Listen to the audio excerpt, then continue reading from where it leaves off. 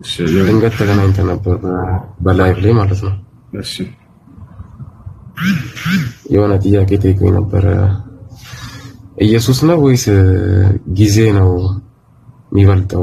ማን ነው ቀድሞ የተፈጠረው አለ። የሆነ ደግሞ አንድ ዘይኑ የሚባል በውስጥ አውርቶኝ ነበር በሚሴጅ። ከዛን አወራን ስለ ኢየሱስና ስለ አምላክ ልዩነት ምናምን። እኔም በመጽሐፍ ቅዱስ በምችለው መንገድ አስረዳሁት። ከዛን እሱም ደግሞ ያው ተነጋገርንና ያንተ ላይቭ ላይ ነው የጋበዘኝ ማለት ነው።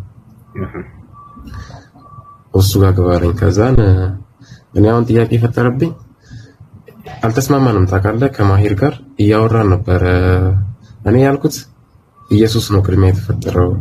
ምክንያቱም መጽሐፍ ቅዱስ ላይ ቆላሲያስ 1:15 ላይ የፍጥረት በኩር ብሎታል። ስለዚህ ኢየሱስ ነው ቅድሚያ የተፈጠረው አልኩት እና ኢየሱስ በጊዜ ውስጥ አይደለ እንዴት ተፈጠረው አለኝ። እሱ ጋር የፍጥረት በኩር ሲል ጊዜ ከምን ጋር እያነጻጸረው ነው? ፍጥረት የሚለው ማንን ነው ወደሚለው ስንመጣ ከወንድሞቹ መካከል በኩር ብሎ ሌላ ቦታ ላይ አስቀምጦልሃል። ለምሳሌ በወንድሞቹ መካከል በኩር ተደረገ እያለ ይገልጸዋል። ከሐዋርያቶች አንፃር ነው በኩር እያለ ያለው እንጂ ከሰማይ ከምድር ከምናምን በፊት እያለ አይደለም። ሌላ ቦታ ላይ በኩር ይላል መጽሐፍ። እንደዛ ይላል። በወንድሞቹ መካከልም በኩር ተደረገ ይላል። ፊተኛና ኋለኛ የሚለውን ከነሱ አንፃር እንደሆነ አስቀምጧል። ያ ማለት ከሁሉም በፊት ተነስቷል ቀድሞ ስለሚባል እርሱ ፊተኛ መጨረሻ ላይ ስለሚመጣ ኋለኛ ተብሎ የተገለጸ ከዚህ አንፃር ነው። አዳማዊ የመጨረሻው አዳም ብሎ ይገልጸዋል። ከአዳም አንፃር መጨረሻ ተባለ። ከነሱ ከሐዋርያቶቹ አንፃር በፊት ወይንም ከአዲስ ኪዳን ሰዎች በፊት ቀድሞ ትንሣኤ ስላደረገ እንደ ክርስትና እምነት ፊተኛ የተባለው ከዚያ ነው እንጂ ከአምላክ ጋር የአምላክ ፊተኛነትና ኋለኛነት ጋር በፍጹም ሊገናኝ አይደለም። አንደኛ እሱ ነው። አይ ኢየሱስን አምላክ በኩር የተባለው ከወንድሞቹ አንፃር እንደሆነ ማሳየት እችላለሁ የፈለከው ነው።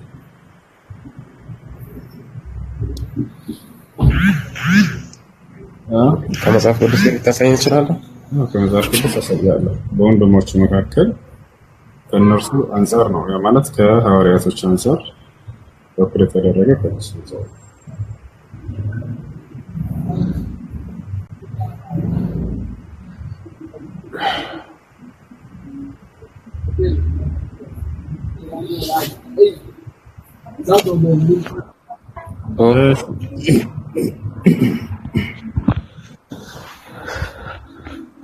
እሺ ቆላስይስ 1:18 ላይ እርሱም የአካሉ ማለት የቤተ ክርስቲያን ራስ ነው። ስለ ኢየሱስ ነው አይደል? እርሱም ከሁሉ ፊተኛ ይሆን ዘንድ አለ። መጀመሪያም ከሙታንም በኩር ነው እያለ ይናገራል። በኩርነቱ ከአዲስ ኪዳን ሰዎች አንፃር እንደሆነ ፊተኛ የተባለው ከአዲስ ኪዳን ሰዎች ቀድሞ ትንሣኤ ስላደረገ ተብሎ ስለሚታሰብ ነው። ያው እና ፊተኛ በኩርነቱ በጊዜው ከነበሩ ሰዎች አንፃር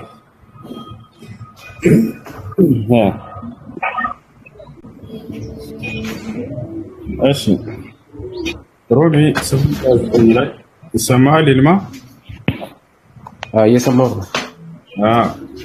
ሮቢ 8:9 ላይ ያው ከወንድሞቹ አንፃር በኩር የተባለ ከእነሱ እንደሆነ ያ ይገልጻል። ይታያል። ልጁ በብዙ ወንድሞች መካከል በኩር ይሆን ዘንድ አስቀድሞ ያወቃቸውን የልጁን መልክ እንዲመስሉ አስቀድሞ ደግሞ ወስኗልና ይላል። ወንድሞች የሚላቸው ሐዋርያቶች ነው። ስለዚህ ልጁ በብዙ ወንድሞች መካከል በኩር ይሆን ዘንድ በኩር የተባለው ኢየሱስ ክርስቶስ ከሰማይና ከምድር በፊት ነበር ለማለት ሳይሆን ለአዲስ ኪዳን ሰዎች ለተላከላቸው ሰዎች ለሐዋርያቶች በተለይ ለነርሱ ከእነርሱ አንፃር ነው በኩር የተባለው የመጀመሪያ የተባለው በብዙ ወንድሞች መካከል በኩር መጽሐፍ ቅዱስ ይዛላ ሮሜ 8:29 ላይ ምሳሌ 8 ነው ታስቲ ምሳሌ 8 አይሆንም ታረም ምሳሌ 8:30 ምሳሌ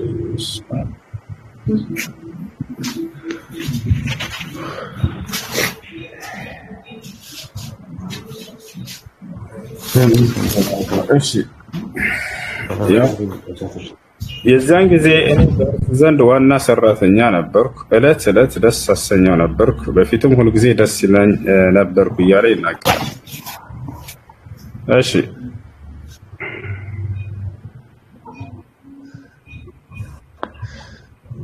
እየሰማኝ ነው? እየሰማሁ ነው። እንግዲህ ሰማይና ምድርን የሰራው ማን ነው ከተባለ እግዚአብሔር።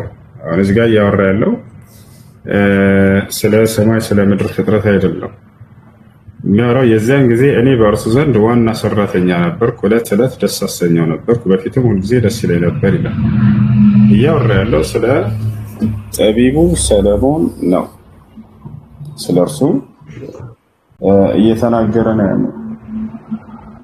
እሱ እንደመረጠው እየገለጸ ነው። እግዚአብሔር ለዳዊት ነግሮታል። ልጅህንም እመርጠዋለሁ በእስራኤል ላይ እያለ ገልጾለታል።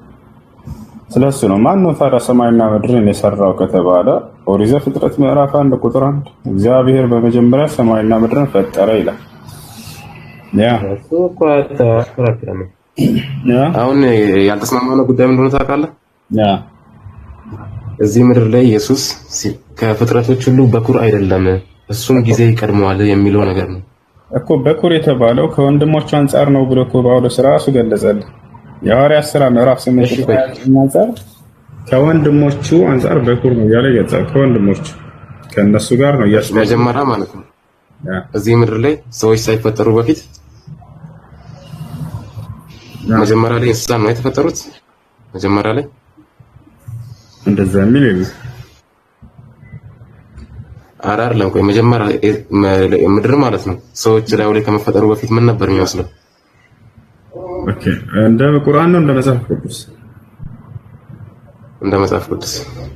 ኦኬ፣ እግዚአብሔር ሰውንም በአምሳሉ ፈጠረና ካለ በኋላ የምድር አራዊትን የምድር የባህሩን አሳ ይግዛ ምናምን ብሎ አስቀምጦታል። በርግጥ እሺ፣ አይ መጀመሪያ ሳይፈጠር በፊት ምን ይመስል ነበር? መልኳ፣ ገጽታዋ ለሰው ልጆች ምቹ ነበረች? ያው ምቹ አድርጎ ነው አምላክ የፈጠራት። አረ ምድር መጀመሪያ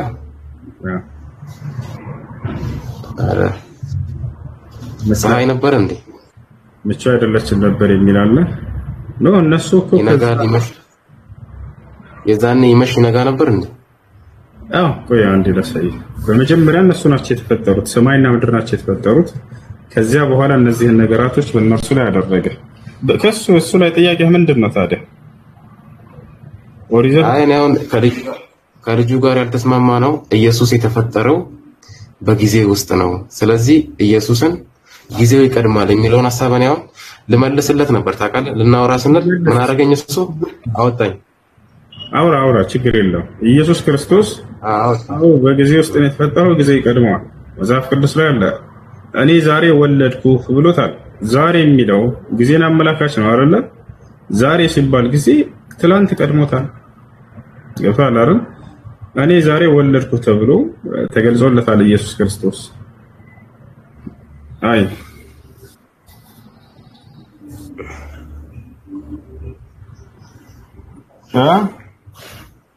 በቃ ሌላ ጊዜ እመልሳለሁ።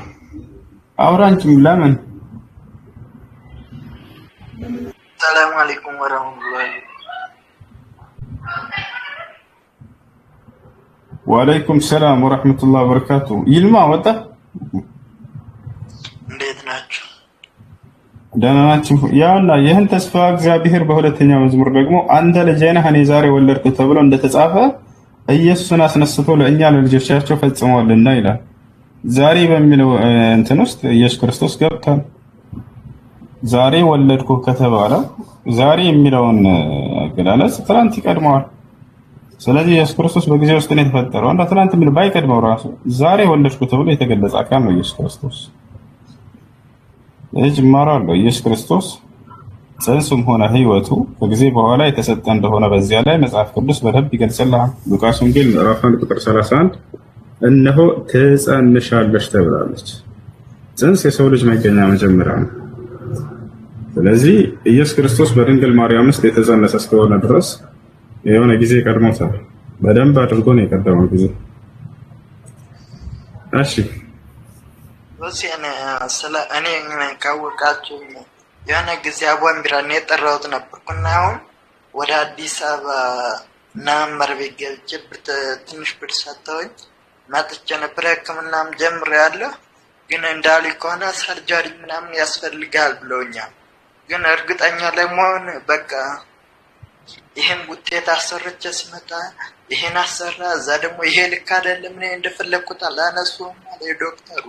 እኔ በቃ ወላሂ ማልቀስ ነው የቀረኝ። በቃ 15 ቀን ወንድማችን አለ ሐኪም ቤት ሄድና ላይ በከፍተህ በቃና ችግር የለውም። እሺ ጥያቄ ያለው ሰው ይቀጥል። አይ ወአለይኩም ሰላም ወራህመቱላሂ ወበረካቱህ።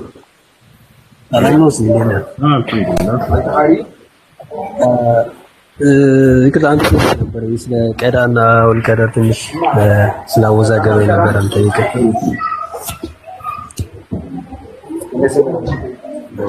ይሰማል? ይሰማል።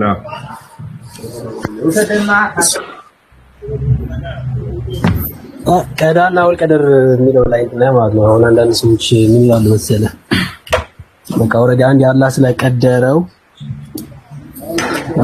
ኦልሬዲ አንድ የተጽፏል ብለው ብዙ ወንጀሎች የሚሰሩ አሉና እስኪ ስለዚህ ላይ ትንሽ ማብራሪያ ብትሰጠኝ። ኦልሬዲ አለ ለምሳሌ መጠጥ የሚጠጡ አሉ፣ ዝሙት የሚሰሩ አሉ፣ በቃ ማንኛውም ወንጀል ይሰራሉ። ከዛ ለምንድን ነው የምትሰሩ ምናምን በስጠይቃቸው ኦልሬዲ አንድ አላህ ቀድሮታል እኮ አላህ ጽፎታል እኮ ብለው እንደዛ እንትን ይላሉ። እስኪ ስለዚህ ትንሽ ማብራሪያ ብትሰጠኝ። እሺ አላህ ስብሓነሁ ወተዓላ ቀድሮታል ሲባል ምን ማለት ነው? አይ ለሁ ዒልሙል ሙስበቅ ፊ አዕማሊል ዒባድ። አላህ ቀድሮታል አንድ ነገር ሲባል ጊዜ ቀደር የሚለው አራት ነገራቶችን ይይዛል። ቅድመ ውሳኔ ማነው? ቅድመ እውቀት አለው በነገራቶች ላይ ማለት ነው። አላህ ስብሓነሁ ወተዓላ በነገራቶቹ ላይ ቅድመ እውቀት አለው። አላህ ስብሓነሁ ወተዓላ ነገራቶችን ከመሆናቸው በፊት ያውቃቸዋል ማለት ነው። ታዲያ ጽፎታል ሲባል ያንን የሚያውቀውን ነገር የሚሆነውን ነገር ጽፎታል ማለት ነው።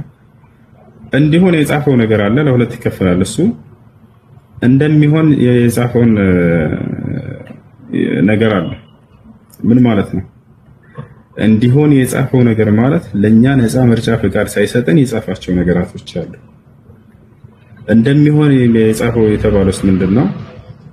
ከእርሱ ውሳኔ ሳይኖር ቀድሞ በእኛ በምንኖርበት ጊዜ በተሰጠን እድሜ በራሳችን ነፃ ምርጫ ፈቃድ ወደንና ፈቅደን የምንሰራቸውን ቀድሞ ስለሚያውቃቸው ያንን የጻፈው ማለት ነው። እዚህ ላይ እንዲሆን አይደለም የጻፈብን። ልብ በሉ፣ በእኛ ነፃ ምርጫ ፈቃድ የተሰጠን ያ ማለት መልካም ስራችንም ሆነ መጥፎ ለእኛ ትቶታል። ቀድሞ ያውቀዋል ወይ ከተባለ አዎ፣ አምላክ ስለሆነ ወደፊት የሚሆነውን ሁሉ ያውቃል። ወደ ጀነት እንግባ፣ ወደ ጀሃነም፣ በየትኛውን ስራ እንስራ፣ ሁሉን ያውቃል። ይሄን ባያውቅም አምላክ ሊሆን አይችልም ነበር። ከአምላክ ባህሪው አንደኛው ምንድነው? ያዕለሙ ማ በይነ አይዲሂም ወማ ኸልፈሁም፣ የፍጥረታቱን የፊታቸውን የሚሆናቸውን ያውቅ። እስኪ ምሳሌ ስጠን ከተባለ እንዲሆን ከወሰነበት ነገራቶች መካከል አንተ ለምሳሌ ወንድ ልጅ መሆንህ ይሄን ነገር ለአንተ ነፃ ምርጫ ፍቃድ ሰጥቶህ ነው አስመርጦህ ነው ወይንስ በራስህ ነው የወሰነው?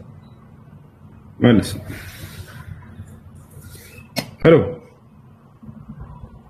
የተነሳው ሄሎ እሺ እሺ መልስ። ወንድ ልጅ መሆንህ ቀድሞ ተወስኗል። ይሄን ነገር አላህ ሱብሓነሁ ወተዓላ ለአንተ አስመርጦህ ነው የወሰነው ወይንስ በራሱ ነው ሳያስመርጦህ የወሰነው? በራሱ ነው የወሰነው። አያችሁ፣ ልብ በሉ። በራሱ በወሰናቸው ነገራቶች ላይ የቂያማ ቀን አይጠይቀንም። ብዙ ሰው የሚለው ምንድነው? አሁን ቅድም እንዳነሳው አላህ ወስኖብን ከሆነ ለምንድን ነው የሚጠይቀን? ትክክል ናቸው። አላህ በራሱ የወሰነውን ነገር አይጠይቅም። አየህ አይደል? እሷን ሴት ልጅ ሴት እንድትሆን የወሰነው ማን ነው? አላህ ነው። ነገ የውመል ቂያማ ለምንድን ነው ሴት ሆንሽ ብሎ ይጠይቃል? አይጠይቅም። ለምን ወንድ ሆንክ ብሎ አይጠይቅም። የራሱ ውሳኔ ነውና ወጣላ አይደል? ራሱ በወሰነው ነገር ላይ አላህ ሱብሓነሁ ወተዓላ በፍጹም አይጠይቅም። እንዳለ አድርጎ ፈጠረው። ለምሳሌ ከመጀመሪያ በዚህ ነገር ላይ ለምን ሳታይ ብሎ ቂያማ ቀን አይጠይቀኝም። ነገር ግን ከጊዜ በኋላ አይኔን በራሴ ፍላጎት ባጠፋውስ ለምን አጠፋህ ብሎ ይጠይቀኛል። ለምን? የዛኔ የራሴ ፈቃድ ስራ ስለሆነ ይታላል አይደል? ይሄ ነው አላህ ሱብሓነሁ ወተዓላ። ታዲያ ስራዎቻችንን መልካም ይሁኑ መጥፎ ለኛ ነው የተዋቸው። ለዚህም ነው ያንን ጥሩን አሳዩአቸው መጥፎውን ከልክሏቸው ብሎ ነብያት የሚባሉ ላከልንና ይሄ ነው ጥሩ መንገድ፣ ይሄ ነው መጥፎ፣ ጥሩን ስሩ፣ መጥፎን ተጠንቀቁ እያሉ እንዲያስረዱን አደረገ። የዛኔ የራሳችን ነፃ ምርጫ ፍቃድ ሰጥቶናል። ራሳችን ወደንና ፈቅደን ያንን እንሰራለን። የስራችንንም ዋጋ ያውቀዋል ወይ? ያው ያውቀዋል። የወደፊት አምላክ ስለሆነ ያውቃል። ያ ግን ጀነት ጀሃነም የሚባለው በራሱ ቀድሞ ወስኖብን ነው ወይ? አይደለም። ምንድነው ታዲያ ከተባለ የስራችን ውጤቶች ናቸው። አላህ በርካታ ቦታ ላይ በቁርአን ላይ ሲናገር ይላል فذوقوا العذاب بما كنتم تكسبون ይላል። ጀሃነም ሰዎችን ምን ያስባል? በምድር ሳላችሁ ስትሰሩ በነበራችሁበት ስራ ምክንያት በሉ ጀሃነምን እሳት ቀመሱላችኋለሁ አለ። ስለ ጀነት ሰዎችን ሲናገር ምን አለ? وتلك الجنة التي أورثتموها بما كنتم تعملون አለ። ይችን ጀነትን በምድር ሳላችሁ ስትሰሩ በነበራችሁበት ስራ ምክንያት ጸጋን አገኛችሁ እያለ ይነግረናል። ይባል አይደለ? ስለዚህ ጀነትና ጀሃነም የሚወሰኑት በስራችን እንጂ አላህ ቀድሞ አንተን ለጀነት አንተን ለጀሃነም ብሎ የሚያዳላ አምላክ አይደለም። ወማ ረቡከ ቢዘላም ሊልዓቢድ እኔ ጌታ አላህ አንድንም የምበድል አይደለም እያለ ይናገራል። እሺ አንድ ጥያቄ ልጠይቅህ ካላቋረጥኩ ይቅርታና አሁን ያብራራው ጋር ቁርአን ላይ ከሰዎችም ከጅኖችም መርጠን ለገሃነም ፈጠርናችሁ ይላል። ያ እንዴት ነው አሁን ካልከው ጋር የሚስማማው? በጣም ጥሩ። አላህ ሱብሓነሁ ወተዓላ ማን የፈጠራቸው ሰዎችንም ጅኖችንም ከተባለ ማን የፈጠራቸው እነዚህ ከተባለ አላህ ነው የፈጠራቸው። ወለቀድ ዘረእና ሊጀሃነም ላማቺ ላመል ዓቂባ ትባላለች። ወደፊቱን ማወቁን አላህ ሱብሓነሁ ወተዓላ የምትገልጽ ነች። ታዲያ ማን ነው ጀሃነም የሚገባው የሚለውን በምን ምክንያት ነው የሚለውን እዚያው ላይ ገልጾታል። ሌላ ቦታ መሄድ አያስፈልገውም። ሌላ ቦታ ብትሄዱ በጣም ብዙ ማብራሪያ ታገኛላችሁ። እዚያው ላይ ማናቸው? በእርግጥም እነሱ ማናቸው? ለሁም ቁሉቡን ላ የፍቀሁነ ቢሃ አላቸው እዛው። ወለሁም አዕዩኑን ላ ዩብሲሩነ ቢሃ ወለሁም አዛኑን ላ የስመዑነ ቢሃ አለ። ለእነርሱ ልብ አላቸው አያገናዝቡበትም፣ አይን አላቸው አይሰሙበትም፣ ይቅርታ አያዩበትም፣ ጆሮ አላቸው አይሰሙበትም አለ። አየህ አላህ በነቢያት በኩል የላከላቸውን ያንን መለኮታዊ መጽሐፍ ማየት የማይፈልጉ መስማት የማይፈልጉ ማገናዘብም የማይፈልጉ እነርሱ ናቸው የጀሃነም የሚሆኑት እያለ እዚያው ላይ ተናግሯል። ሌላ ቦታ የትም ሳትሄዱ ወታች አላረ እንጂ አስቀድሞ ወስኖባቸዋል ማለት ሳይሆን እነዚህ ሰዎች ናቸው ለጀሃነም የሚሆኑት ብሎ እየገለጻቸው ነው። እሺ ሁለተኛ ጥያቄ ደግሞ እንደሆነ ታውቃለህ? ሁለተኛ ጥያቄ እንትኑ ጋር ከስር የጻፍከው ጋር የነቢያቶች እምነት እስልምና ነው ይላልና የነቢያቶች እምነት እስልምና ከሆነ እነሱ አሁን ከነብዩ መሐመድ በፊት የነበሩት ነቢያቶች አምላካቸውን ማን ብለው ነበር የሚጠሩት? ኦኬ ክርስቲያን ነህ አይደለ? አዎ እሺ አምላካቸውን ማን ብለው ነበር የሚጠሩት? አላህ ብለው ነበር የሚጠሩት። በጎን አላህ ምንኛ ቋንቋ ነው? አላህ የእርሱ ስሙ ነው። በየትኛውም ቋንቋ ተብሎ እንትን የሚባል አይደለም። አላህ አረበኛ ነው ቃል አምላክ ማለት ነው በአረበኛ አይደለም። አረበኛ አይደለም አላህ የሚለው ቃል አላህ ማለት አምላክ ማለት አይደለም። እና ምን ማለት ነው? ኢላህ ነው። አምላክ የሚለውን ቃል የሚተካው ኢላህ ነው። ኢላህ ማለት አምላክ ማለት ነው። ወኢላሁኩም ኢላሁን ዋሂድ ይላል። አምላካችሁ እኔ አንድ ብቻ ነኝ ለሚለው አሁን እዚህ ቦታ ላይ እኔ አላህ ሌላ ቦታ ላይ አላህ ሱብሓነሁ ወተዓላ ስለ ስሙ ስለ ራሱ ሲናገር አላህ ነው። እሺ እና ለሙሴ ራሱ የነገረው አላህ በሚል ነው። አላህ ማለት ታዲያ ምን ማለት ነው? ባረበኛ ሙሴ ምናዊ ነው? ሙሴ ምናዊ ነው በቁርአን ዜግነቱ አሁን አረብ የሆነ ነብዩ መሐመድ ብቻ ነው። ከነብዩ መሐመድ በፊት የነበሩት ነቢያቶች ዕብራዊ ናቸው እንደ ቁርአን። ስለዚህ እና ምን አዳምጥ። እሺ ሌሎቹ ነብያቶች አረብ አይደሉም ያልከው ስህተት ነው። ከአረብ የተላኩ በርካታ ነብያት አሉ። እንደአጠቃላይ አሁን ወደ ለምሳሌ እስኪ ንገረኝ። በአገሮች አረብ ነብያቶች ለምሳሌ ሷሊህ የሚባል ነብይ ነበር። መጽሐፍ ቅዱስ አያውቀውም። ይሄን በነገራችን ሷሊህ የሚባል ነብይ ነበር። ነብያችን ሰለላሁ ዐለይሂ ወሰለም ثلاثة من العرب አሉ። ሶስት ነብያት ከአረብ አሉ ብለው ገልጸዋቸዋል። ሷሊህ ከአረብ ነበር፣ ሁድ ከአረብ ነበር፣ ሹዓይብ ከአረብ ነበር። ኢስማኤል መካ ሄዶ እዚያ ነው ሲያስተምር የነበረው። የአረቦች አባት ተብሎ ሁሉ ይገለጻል። እንዳጠቃላይ እነዚህ ሁሉ ከአረብ ናቸው። አምላክን ማን ብለው ይጠሩ ነበር? አላህ ብለው ነበር የሚጠሩት። የገዛ መጽሐፍህ ላይ ላሳይህ ይችላል። ሙሴ ዕብራዊ እኮ ነው። አዳምጠኝ። የገዛ ሙሴ ዕብራዊ ነው። ረጋ በል እንጂ ታዲያ ልመልስልህ። እሺ አሳየኝ። ዕብራዊ ነው አልከኝ። ሙሴ ዕብራዊ ለመሆኑ ከቁርአን አሳየኝ እስኪ። ዕብራዊ ለመሆኑ ሙሴ ከቁርአን አይ አይደለም። እኔ እኮ አይደለም። እኔ አሁን ከመጽሐፍ ከቁርአን ላሳይህ። ቁርአን ለራሱ እንደ ማገዣና እንደ ማመሳከሪያ የሚጠቅሰው መጽሐፍ ቅዱስን አንተ ነህ እንጂ ከመጽሐፍ ቅዱስ የምታሳየኝ እንዴት እኔ ከቁርአን አሳይሃለሁ? ማስረጃ ስጠኝ። እንደ ማገዣ ቁርአን መጽሐፍ ቅዱስ እንደሚጠቀም ና ትልቁ ላይ ነው ቁርአን እንደማገዣ መጽሐፍ ቅዱስ እንደሚጠቀም ማስረጃ ሳይን ከቁርአን የቀደሙትን ሰዎች ጠይቁ ተብሏል ሲወርድላቸው አሳየኝ ማስረጃ እንደሱ ያለበት። እሺ ቆይ አንዴ ጠብቀኝ፣ ትንሽ ደቂቃ ጠብቀኝ። ኧረ ጠብቄያለሁ እስከ ትንሣኤ ቀን ድረስ። ጭራሽ እነሱን እንድንጠይቅ ማለት ነው። እናንተ እንድንጠይቅ ነው ያዘዘው አይደል ቁርአን። ሰላም አለይኩም ወሰለም። ወአለይኩም ሰላም ወራህመቱላሂ ወበረካቱ። ሰላም ነው ወንድሞች፣ እንዴት ነው? አና ነኝ አልሐምዱሊላህ። ሰላም ነው። ጥያቄ ነበረኝና ወረበል ካዕባ ብሎ መማል እንዴት ይታያል? እሺ ኔት አድርገው ወረበል ካዕባ ብሎ መማል ችግር የለውም። ምን ማለት ነው ትርጉሙ? በካዕባ ጌታ እምላለሁ ማለት ነው። የካዕባ ጌታ ማን ነው? አላህ ሱብሓነሁ ወተዓላ ነው። በካዕባ መማልስ ይቻላል ወይ? ላ በካዕባ መማል አይቻልም። ካዕባ ፍጡር ነው። ወረቢል ካዕባ በካዕባ ጌታ በአላህ እምላለሁ ማለት ነው።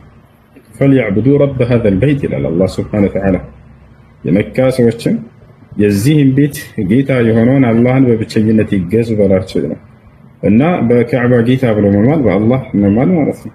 እሺ ከሹፍ ሌላው ደግሞ በቁርአን መማልስ የሆነ ወላሂ ብለን ምናለት በዛ ካላመነ ቁርአን ማለልኝ የሚል ሰው አለ አንዳንድ ሰውና ያንስ ይታያል። አየሽ በቁርአን መማል ሲባል ለሁለት ይከፈላል። አንደኛ በአንደበታችሁ ቁርአንን ብሎ መማል፣ ሁለተኛ ወረቀቱ ላይ ጫና አድርጋችሁ እጃችሁን እንደዚህ መሐላ መፈጸም። በአንደበታችሁ ቁርአንን ብሎ መማል ችግር የለም። ነገር ግን ወረቀቱን ጫና አድርጋችሁ ወضع اليد على المصحف والحلف بذلك ليس له اصل في السنه። በቁርአን ላይ እንደዚህ ጫና በማድረግ መሐላ መፈጸም ይሄን የሚያዝ የቁርአንም የሐዲስም ማስረጃ የለም። ያ ነው ነገር ግን አግኝቼዋለሁ እንትኑን ይቅርታ ካላቋረጥኩ። እሺ እናንተን እንድንጠይቅ ያዘዘብን ነው አይደል? አይደለም መጽሐፉ ምን ሱራ ዩኑስ 10:94 ላይ እቆያለሁኝ ግር ያለህ ነገር ካለ ነገር ካለ እናንተ እንድንጠይቅ አይደለም? አንብበው ከፈለክ ሱራ አብሽር ክፈተው ትልቁ ላይ አድርጌያለሁ።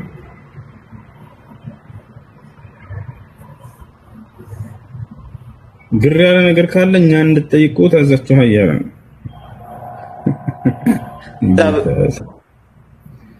እሺ ክፈተው አንዴ ትልቅ ላይ አድርጌያለሁ።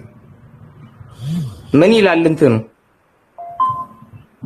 ሱራ 10:94 አንተ አንብበው። አይ እኔ ከማነበው አንተ አንብበህ ትርጉሙን ንገረኝ ወይ ሌላም ትርጉም ካለው ሱራ 10 በጣም መረዳት ነው የምትፈልገው አይደል? ላስረዳ በቃ ሸዳም ጥሩ እንደሚል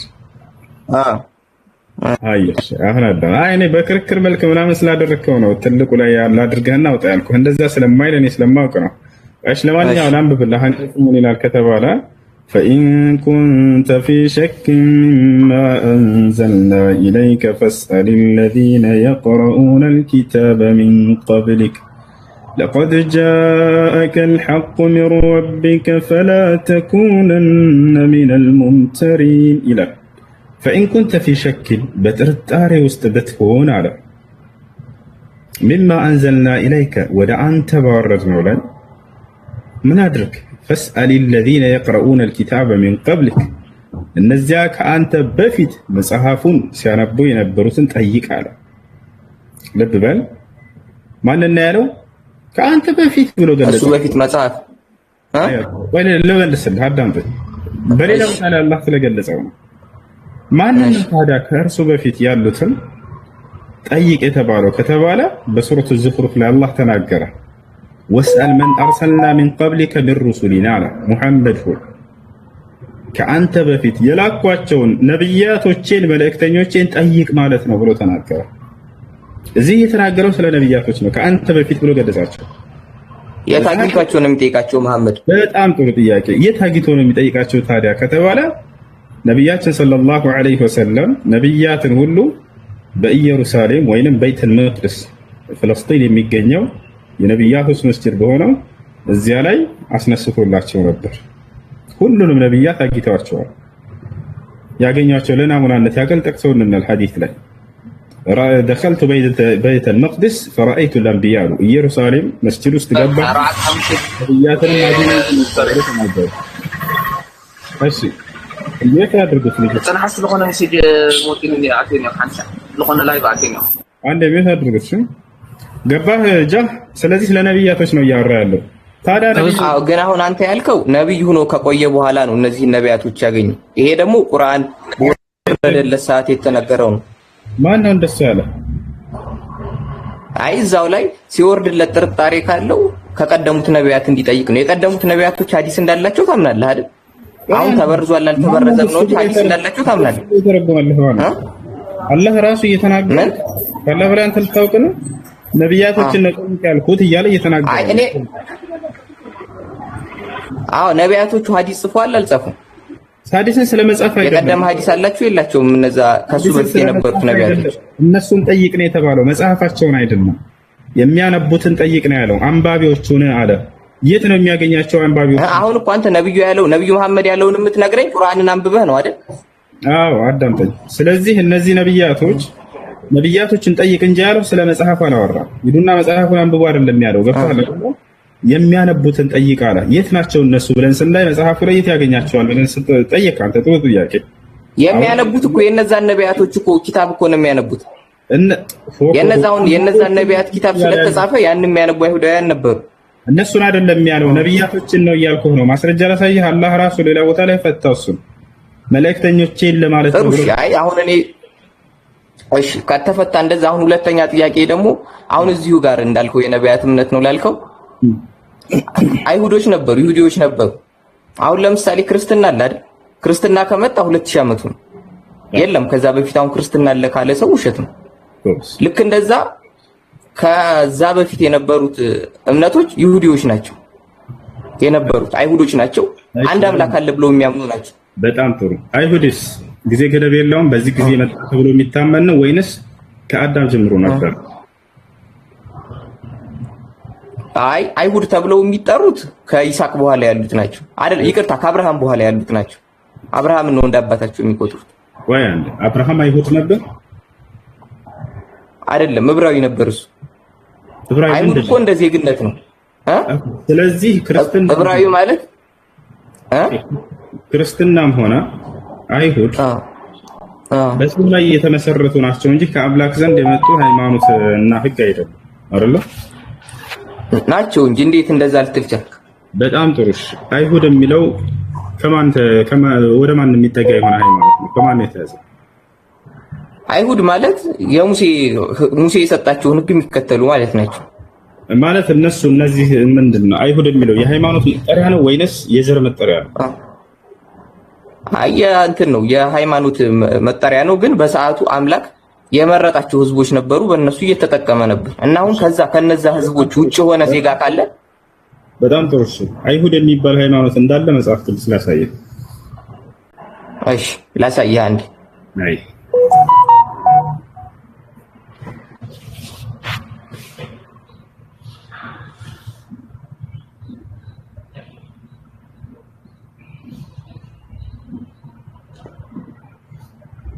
እሺ ጥያቄ አለ? ይቀጥል። እስከዚህ ሰላም አለይኩም። አንድ ጥያቄ ነበር። ሰላም ወራህመቱላህ። እሺ ጓደኛዬ ነበረችና ያኔ የቤተሰቦቿ ጋር አባቷ ጋር ተጣልታ ያኔ ክጄሻለሁ ልጅ አይደለሽ ምናምን ብሏት ከአንዴ ሁለቴ ሶስቴ ይቅርታ ጠይቀው በቃ እምቢ ብሎ ያኔ እንትን ካላት ከሱ መራቅ አለባት። ያኔ ብትርቅ ጥያቄሽ እንደገና እስኪ ጓደኛዬ ነበረች በአባቷ ጋር ተጣልታ ያኔ ባጠፋችው ጥፋት ይቅርታ ጠይቀው አባቷን ጥፋት አጥፍታ ነበር፣ ግን ይቅርታ ጠይቀው ጥፋቷን አልቀበልም ብሏት እና አንድ ጊዜ ሁለት ጊዜ ክጄሻለሁ ልጅ አይደለሽም ቢላት ያኔ በቃ ብትርቀው ከአባቷ አለመደወልም ምናምን ያኔ በርቁ ይቅርታ ጠይቀዋለሁ ግን እንዲህ ያለኝ ብላ ብትርቀው መራቅ ተገቢ አይደለም። ተሳሳተ አይደለም። ያንን ሰብር አድርጋ ታግሳ እንትን ማለት ነው ያለባት፣ ነገራቶችን ማስተካከል እንጂ ሙሉ በሙሉ መራቅ ቤተሰብን ተገቢ አይደለም። እሺ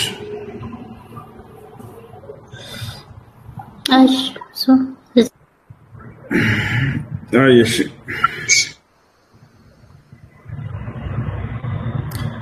ሰላም አለይኩም። ወአለይኩም ሰላም ወራህመቱላሂ ወበረካቱ። አንድ ጥያቄ ነበረኝ። የመጀመሪያ ልጅ አሁን 7 ወር ሆኖታል ወልጄ ነበርና ሀቂቃውን ግን አላወጣሁም ነበረ። ነገሮች ምናምን አልተመቸኝም፣ አልተሳካልኝም ነበር። ገንዘብ ምናምን አልነበረኝም። እንዴት ይታያል? አሁን ላይ ማውጣት እችላለሁ ወይስ መቼ ነው ማውጣት የምችለው?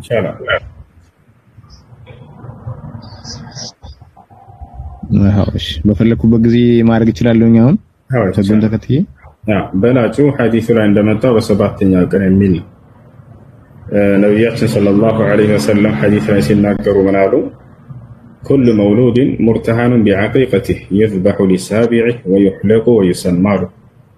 ማንኛውም የሚወለድ ህፃን በዐቂቃው የተያዘ ነው አሉ። ማለት ዐቂቃ ሊደረግለት ይገባል ነው። በሰባተኛው ቀን ይታረድለት፣ በሰባተኛው ቀን ስም ይወጣለት፣ በሰባተኛው ቀን ጸጉሩ ይላጭለታል።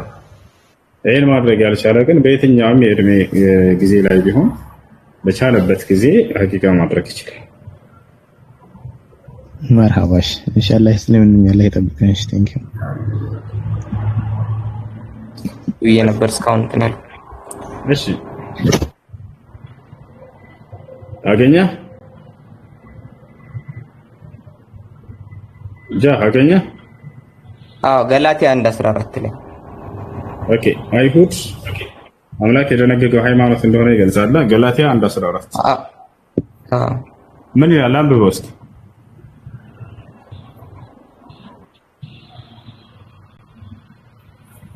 እሺ ገላትያ 1:14 ለአባቶችም ወግ ከመጠን ይልቅ ቀናለሁ በወገኔ ዘንድ በዘመኔ ካሉት ብዙዎችን በአይሁድ ስርዓት እበልጥ ነበር ይላል። አይሁድ የሚባል ሃይማኖት ነበር የሚል የለም እዚህ ጋር። አይሁድ የሚለው ከማን የተያዘ ነው? ወደ አንድ አካል ነው የሚጠጋው፣ ያም ግለሰብ ነው እንጂ አምላክ የደነገገው ሃይማኖት አይደለም። ይህን ህግ እነዚህ ሰዎች ስለተሰጡ ወደ እነዚያ እያስጠጋለህ እንጂ ሃይማኖት ነው አይሁድ እያለ አይደለም እዚህ ቦታ ላይ የአይሁድ ስርዓት የሚለው። እሺ ጃህ አለ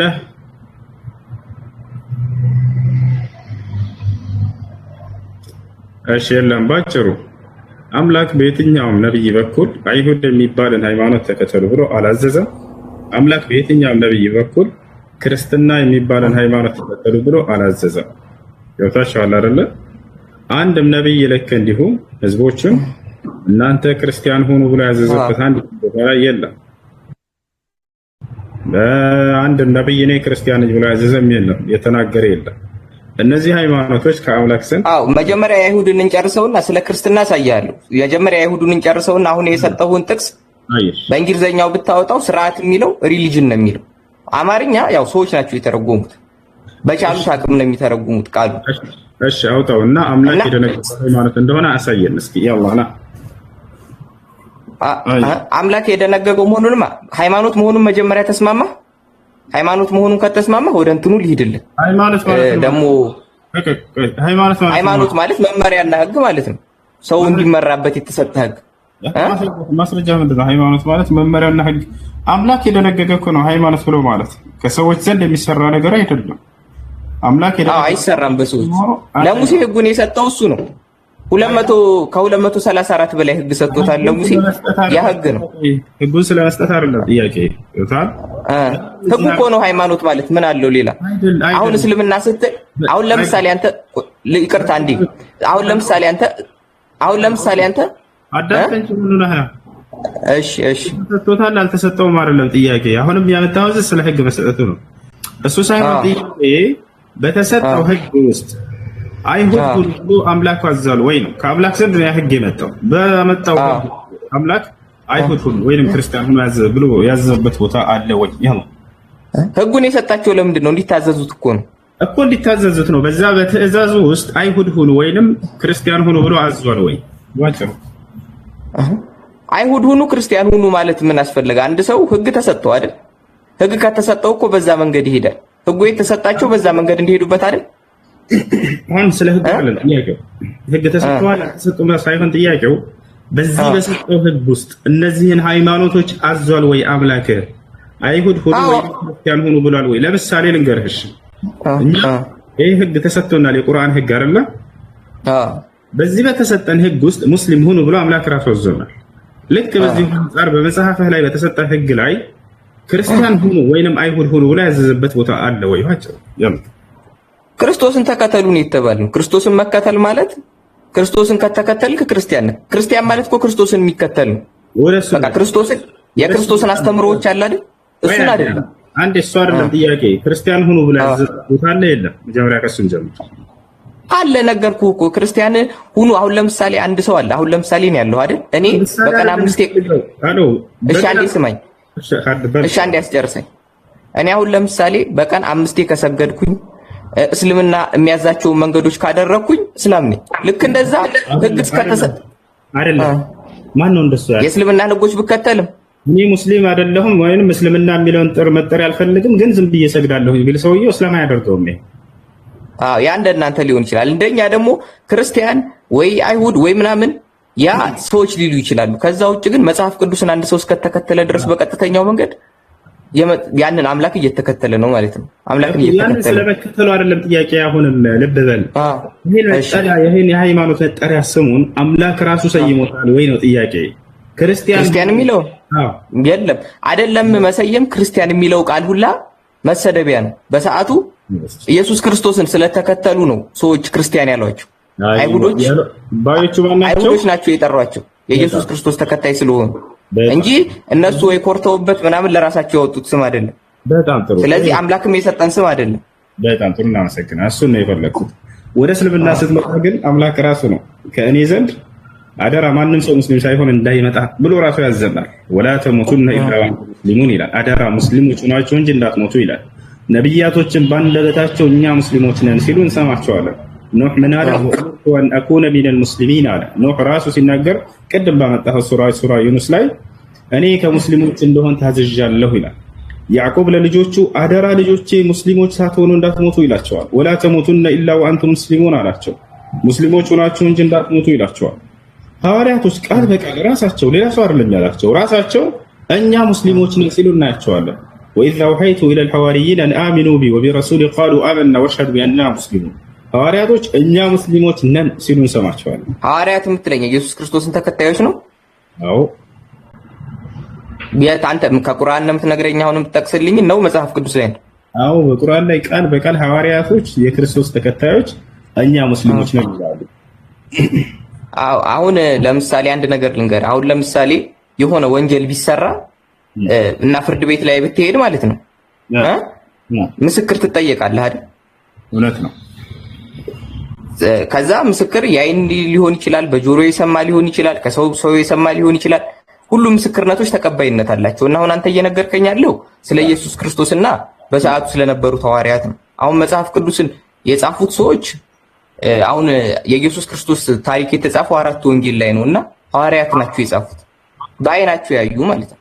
አንተ ደግሞ አሁን እየነገርከኝ ያለው መጽሐፍ በአይናቸው ያዩ ሰዎች ናቸው የጻፉት። በአይናቸው ያዩ ሰዎች የኢየሱስ ክርስቶስን ሞቱን ትንሣኤውን ያዩ ሰዎች ጽፈዋል። አንተ እየነገርከኝ ያለው ደግሞ ኢየሱስ ክርስቶስ ከሞተ ከብዙ ዓመት በኋላ የተጻፈ መጽሐፍ ላይ የተጻፈን ነገር ነው የምትለኝ። የአይን እማኝ አይደሉ የጻፉት ሰዎች? ብዙ ነገር ተሳሳትኩ። ወላሂ ሞቱን ትንሣኤውን አይተዋል ብለኛል አይደል? ኢየሱስ ክርስቶስ ትንሣኤ ሲያደርግ ያ ማለት ከቀብሩ ሲነሳ ያየ አንድ ሐዋርያ አለ? ከቀብሩ ሲነሳ ሳይሆን መነሳቱ ከተነሳ በኋላ ይተውታል ትንሣኤውን። ሞትና ትንሣኤውን ያዩ አትበላ። ትንሣኤውን ያየ ማንም ሐዋርያ የለም። ትንሣኤ ማለት እኮ አሁን ለምሳሌ አንተ የሞተ ዘመድ ቢኖርህ ሞቱን አይተሃል ብልህ ግዴታ ሲሞት አይተሃል ማለት ነው? መሞቱን እርግጠኛ ሆናል እንደሞተ።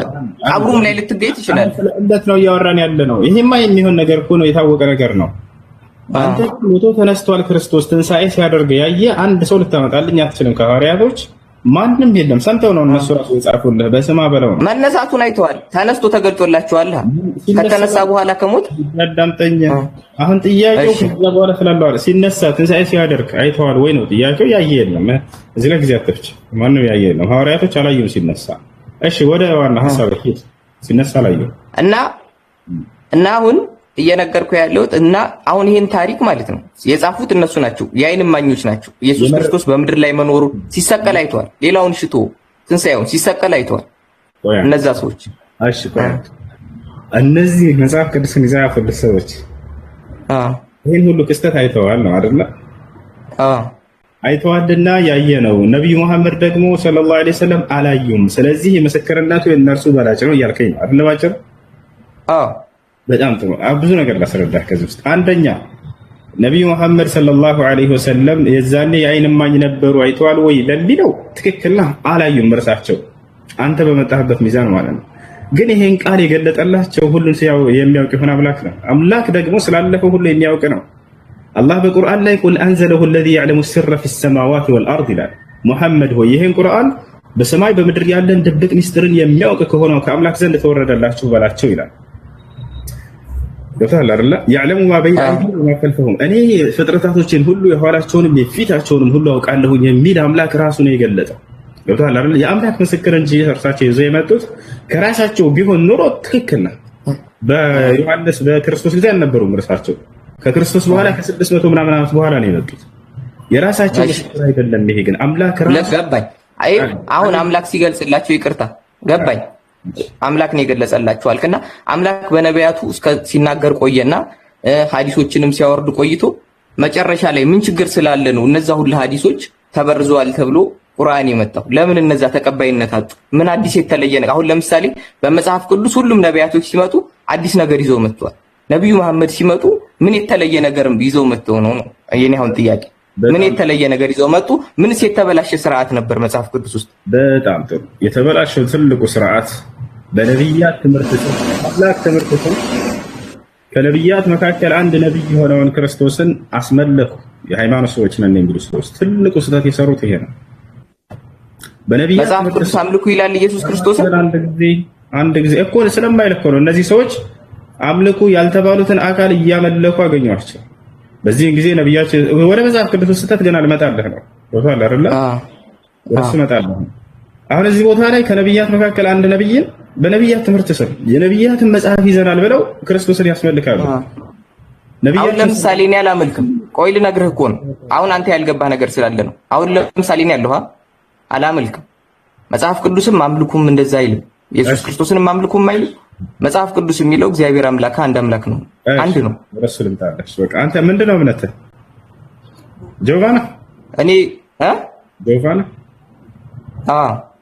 እሺ በቃ ሻዳምጠኝ። እንግዲያውስ አሁን መጽሐፍ ቅዱስ ላይ የተሰሩ ስህተቶችን ልግለጽልህ። አዲስ ነገር ይዘህ የመጡት ብለህ በግልጽ ጠይቀሃል። መጽሐፉ ላይ የተሳሳተ ነገር አይደለም። ለምሳሌ ልንገርህ የነብያቶችን ክብርና የአምላክ ክብር የክርስቶስንም እንዲሁ በክርስቶስ ላይ የተሰሩ የተነገሩ ስህተቶችን ከመጽሐፉ አንፃር ያሉትን ልጥቀስልህ። ለምሳሌ ሃሩን ነብይ እንደሆነ መጽሐፍ ቅዱስ ይገልጻል አይደለ? ኦሪት ዘጸአት ምዕራፍ 7 ቁጥር 1 ላይ ሃሩን ነብይ እግዚአብሔር ለሙሴ ምን አለው? ሙሴ በፈርዖን ላይ አንተን አምላክ አድርጌሃለሁ፣ ልክ እንዲሁ ደግሞ ሃሩንን ደግሞ ነብይ አድርጌልሃለሁ ብሎታል። እንግዲህ ይህ ነብይ ወደ አምላክ ብቻ የሚጠራ ነው አይደል? ነብይ ብሎ ማለት የአምላክን ቃል ተቀብሎ ለሰዎች የሚያደርስና የሚያስተምር ነው። አምላክን አምልኩ እያለ የሚጠራ ነው። ነገር ግን ዘጸአት ምዕራፍ 32 ከቁጥር 1 ጀምረህ ሄደህ ብታነበው ሃሩን ለእስራኤል ሰዎች የወይፈን ጣዖት እንደሰራላቸው ታውቃለህ አይደል? ይሄ ነው ከግብጽ ያስወጣቸው ብሎ ሰጥቷቸዋል። ይህን ነገር ቁርአን ነቢያችን ሰለላሁ ዐለይሂ ወሰለምን አላህ ሱብሓነሁ ወተዓላ አስነሳና በእርሳቸው ላይ ባወረደው ቃል በቁርአን ላይ ይሄን ታሪክ ሲገልጽልን ያን ጣዖት በፍጹም ሃሩን አልሰራም ብሎ አረመው። መጽሐፉን አየኸው? በፍጹም ሳምራዊ አንድ ሳምራዊ ሰው እንጂ ሳሚሪ የሚባል ሰው እንጂ ይሄን የሰራላቸው ያንን ጣዖት ፈአضለሁም ሳሚሪ ይላል። ሳሚሪይም አሳሳታቸው የሙሴን ህዝቦች እያለ ይገልጻል። እንዳውም ሃሩን ተው ጌታችሁን አላህን ፍሩ ብሎ ከልክሏቸው ነበረ። ገብቶሃል አይደል? ያንን ቁርአን መጣና አረመው። በፍጹም ነብይ ጣዖትን ሰርቶ ለህዝቦች ይሄ ነው አምላክ ሊል አይችልም። እንደው ይሰዋታል እንጂ ማለት ነው። ወደ አምላክ ብቻ ነው የሚጠራው። ቁርአን መጥቶ ይሄን ነገር አስተካከለ። ሌላ ምን አደረገ? ነብዮች አይሳሳቱም ብለህ ነው የምታምነው? ነብዮች አንድ ሌላውን ርዕስ ቆይ ነው ወደ ነብያት ተሳሳታሉ አይሳሳቱ ቀጣይ እናወራለን። አሁን መጽሐፉ ላይ ስለተነገሩ ስህተቶች ቁርአን ያረማቸውና አዲስ ነገር ይዟቸው የመጣው የሚለውን እየነገርኩህ ነው። ሁለተኛ ያዕቆብ አባቱን ኢስሐቅን እንዳጭበረበረው የወንድሙን የኤሳውን በረከት ቀምቶ እንደተቀበለ መጽሐፍ ቅዱስ ይገልጻል አይደለ? ቁርአን ግን በፍጹም ይሄንን እኔ ራሴ ነኝ ኢስሐቅንም ያዕቆብንም አብርሃምን ሁላቸውም በራሴ ነው የባረኳቸው እያለ ይናገራል። ራሴ ነኝ የመረጥኳቸው አለ። ገብቶሃል አይደለ? እርሱ አጭበርብሯል እዚህ ብሎ ቀምቶታል የሚለውን አረመው። ሎጥ ከሴት ልጆች ጋር ወሲብ እንዳደረገና እንዳስረገዛቸው እንዳስወለዳቸው መጽሐፍ ቅዱስ ተናግሯል አይደለ? ያ ሎጥ ሁለት ሴት ልጆች ጋር ወሲብ አድርጎ እንዳስረገዛቸው እንዳስወለዳቸው ተናግሯል አይደለ? ይሄን ነገር አላህ Subhanahu Wa Ta'ala በቁርአን ላይ በፍጹም ይሄንን አረመው። ኖህ አስካሪ መጠጥ የሚጠጣ እንደነበርና ሰክሮም እንደተኛ እርቃኑን እንደቀረ ምናምን ይገልጻል መጽሐፍ ቅዱስ። በፍጹም ይሄንንም ስህተት ነው አለ። የሚገርም ሁሉ እንትን ይዟል መጽሐፍ ቅዱስ። ሰለሞን መጨረሻ ላይ አምላኩን ትቶ ወደ ጣዖት አምልኮ እንደሄደ ምናምን ይገልጻል አይደለ? የጣዖት አምልኮ ጣዖቶችን እንደሄደ ይሄን አላህ መጣና በፍጹም አላደረገም ሰለሞን ብሎ አስተካከለለት። በጣም ብዙ ነገራቶች እንዲሁ በዚያ መጽሐፍ ላይ የተነገሩ ስህተቶችን አርሟቸዋል ቁርአን። ይሄ ነው እሺ። እና አሁን ለምሳሌ አሁን ያልካቸው ስህተቶች አሉ አይደል? እነዚህን እንትኖች ይሄን መጽሐፍ አሁን አንተ የነገርከኝ መጽሐፍ ቅዱስ ላይ ያሉትን ስህተቶች የሰው ልጅና አንድ አይሁዳዊ ቢጽፋቸው ኑሮ ሎጥን ይቅርታ የሆነን ሰው አሁን ለምሳሌ አንተ ሰለሞን አለ አይደል? የሚያከብሩት ትልቅ ንጉሳቸው ነው። ከአምላክ መንገድ ሸሸ ብሎ ከመጻፍና አልሸሸም ብሎ ከመጻፍ ለአንድ አይሁዳዊ የቱ ይቀለዋል? ሰው ቢጽፈው ለፖለቲካም ትርፍ ይሁን የእነሱን እምነትም ለመደገፍ ይሁን የትኛው ነው ጥሩ? አልሸሸም ቢሉ ነው አይደል? ግን መጽሐፍ ቅዱስ ላይ እውነት ነው የሚጻፈው። አንድ ሰው ካጠፋ ተሸፋፍኖለት የሚያልፍ ነገር ስለሌለ ነው። አሁን እንደ ሎጂካ ያስኬድም። አሁን ለምሳሌ አንድ ሰው ቢጽፈው ኑሮና አንዴ ጨርስ። ይሄንን በእነዚህ ምንድነው ቁርአን የተለየ ነገር ይዞ የመጣው ጠየቀው። እነዚህ በነብያት ላይ ኃጢአትን ነብያት ጣዖት አስመልከዋል እንደሆነ አንተ ተቀበላለህ ማለት ነው። ነብያት ነብይ ሆኖ ከአምላክ ውጭ ሌላን አካል ጣዖትን ያስመለከ ነብይ ሰው ናቸው በሚላት እንደሱ አይደለም። የግል ኃጢአቱን ሊሳሳት ይችላል፣ ሰው ሊሆን ይችላል በሚለው እንሂድ። አምላክን ካዱ ብሎ ጣዖት ሰርቶ ይሄ ነው አምላካችሁ ብሎ ይሰጣል እንዴ? አሁን ለምሳሌ በእናንተ አብዱርህማን ቆይ ልነግርህ ነው። በእናንተ አሁን አብዱርህማን አለ አይደለም? ሰው መላእክት ነበር አይደለ? ሰይጣን የምትሉት አካል ሰይጣን ተሳስቷል። መልአክ እንኳን ይሳሳታል አይደለም? ሰው መልአክ አይሳሳትም፣ በእኛ አይሳሳትም። እና እንዴት ተሳሳተ ሰይጣን? አብዱርህማን ምንድን ነበር? አብዱርህማን የሚባል ነገር የለም። አብዱርህማን መባል ነው የት ነው ያገኘው? እንደዛ ይባል። እሺ አይባልም። ጥሩ እሺ፣ አብዱርህማን ካልተባለ ሰይጣን እሺ ምንድን ነበር? መልአክ አልነበረ? ኦኬ አንተ እሱ መልአክ አልነበረም፣ ከጅኖች ጭፍራ ነበረ። አላህ Subhanahu Wa Ta'ala ስለ እርሱ ሲናገር ምን ይላል? وإذ قلنا للملائكة اسجدوا لآدم فسجدوا إلا إبليس كان من الجن ففسق عن أمر ربه አለ።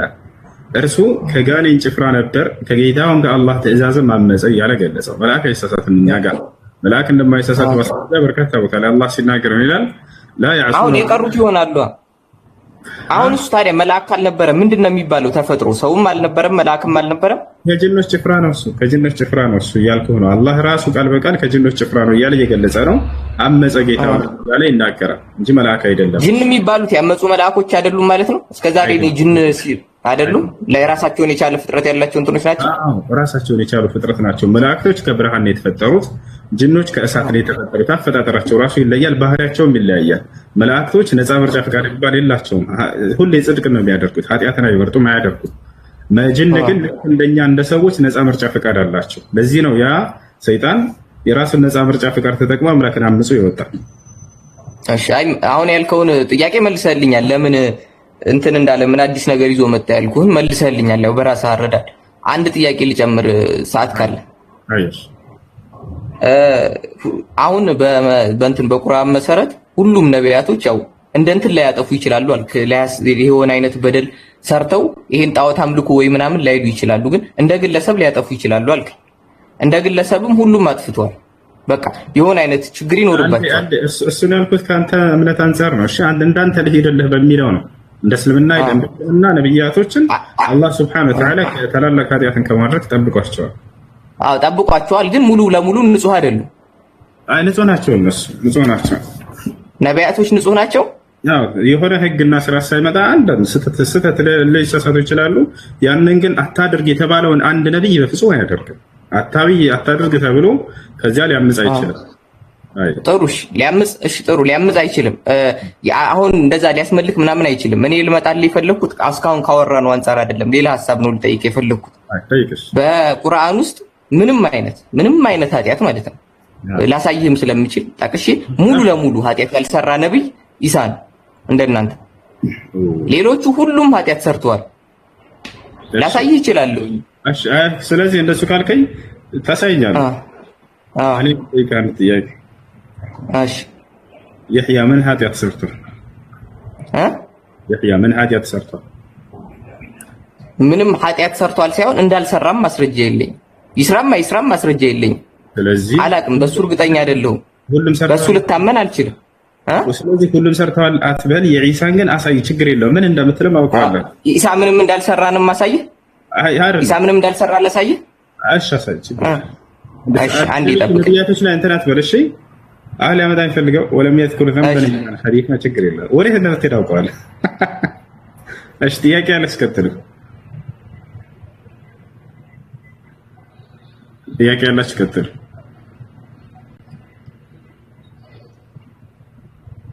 ከሌላችሁ ውረዱ። ነዝሉهم تحت بسرعه።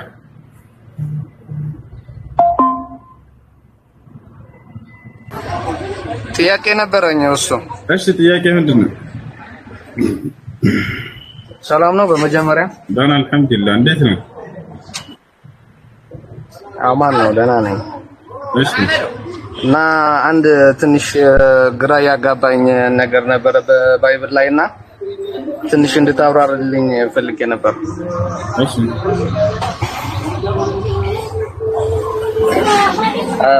ቦታው እንኳን ብዙም ስላላወቁት አንተ ታውቃለህ ብዬ ነው። እንትኑ ትንሽ ልንገርክና ከዛ ትነግረኛለህ። አሁን ለምሳሌ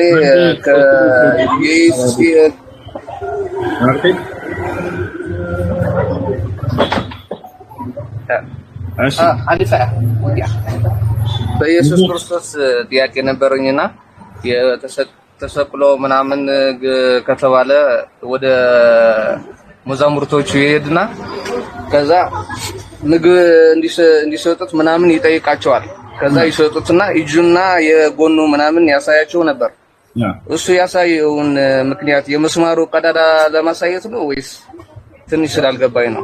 በጣም ጥሩ፣ በደንብ ለሚያስተምር አዳም። እሺ ሜት አድርገው። እሺ እሺ አይ እሺ ክርስቲያን አይደል? እሺ አይ አሁን እንኳን በአንተ ትምህርትና በሌሎችን አስተማሪዎች ነኝ ለማለት ትንሽ ነው የሚከብደኝ። ነኝ ትንሽ ይከብደኛል። አዳምጥሽ። እሺ እንግዲህ ኢየሱስ ክርስቶስ ከሙታን ተነሳ ከሚለው ወሬ በኋላ ያላመኑ ሐዋርያቶች ነበሩ። በመጀመሪያ ሁሉም እንዳላመኑ ይገልጻል። ተነስቷል ብላ ድንግል ማርያም ማና መግደላዊት ማርያም ስትነግራቸው አላመኗትም ይላል መጽሐፉ ላይ። ጭራሽ ቅዠት መስሎ ታያቸውም ይላል መጽሐፉ ላይ። ለማን ይሄ ታየው? ያላመኗቸው ሐዋርያቶች። ቅዠት መስሎ ታየ የሚለው ለማን ነው? ለሐዋርያቶች። ለፈስራላ ቅዠት መስሎ ታያቸው እነዚህ ሐዋርያቶች በፍጹም አላመኗትም ምናምን ይላል መጽሐፉ ላይ። መጨረሻ ላይ ሄዱ፣ አረጋገጡ ተባለ።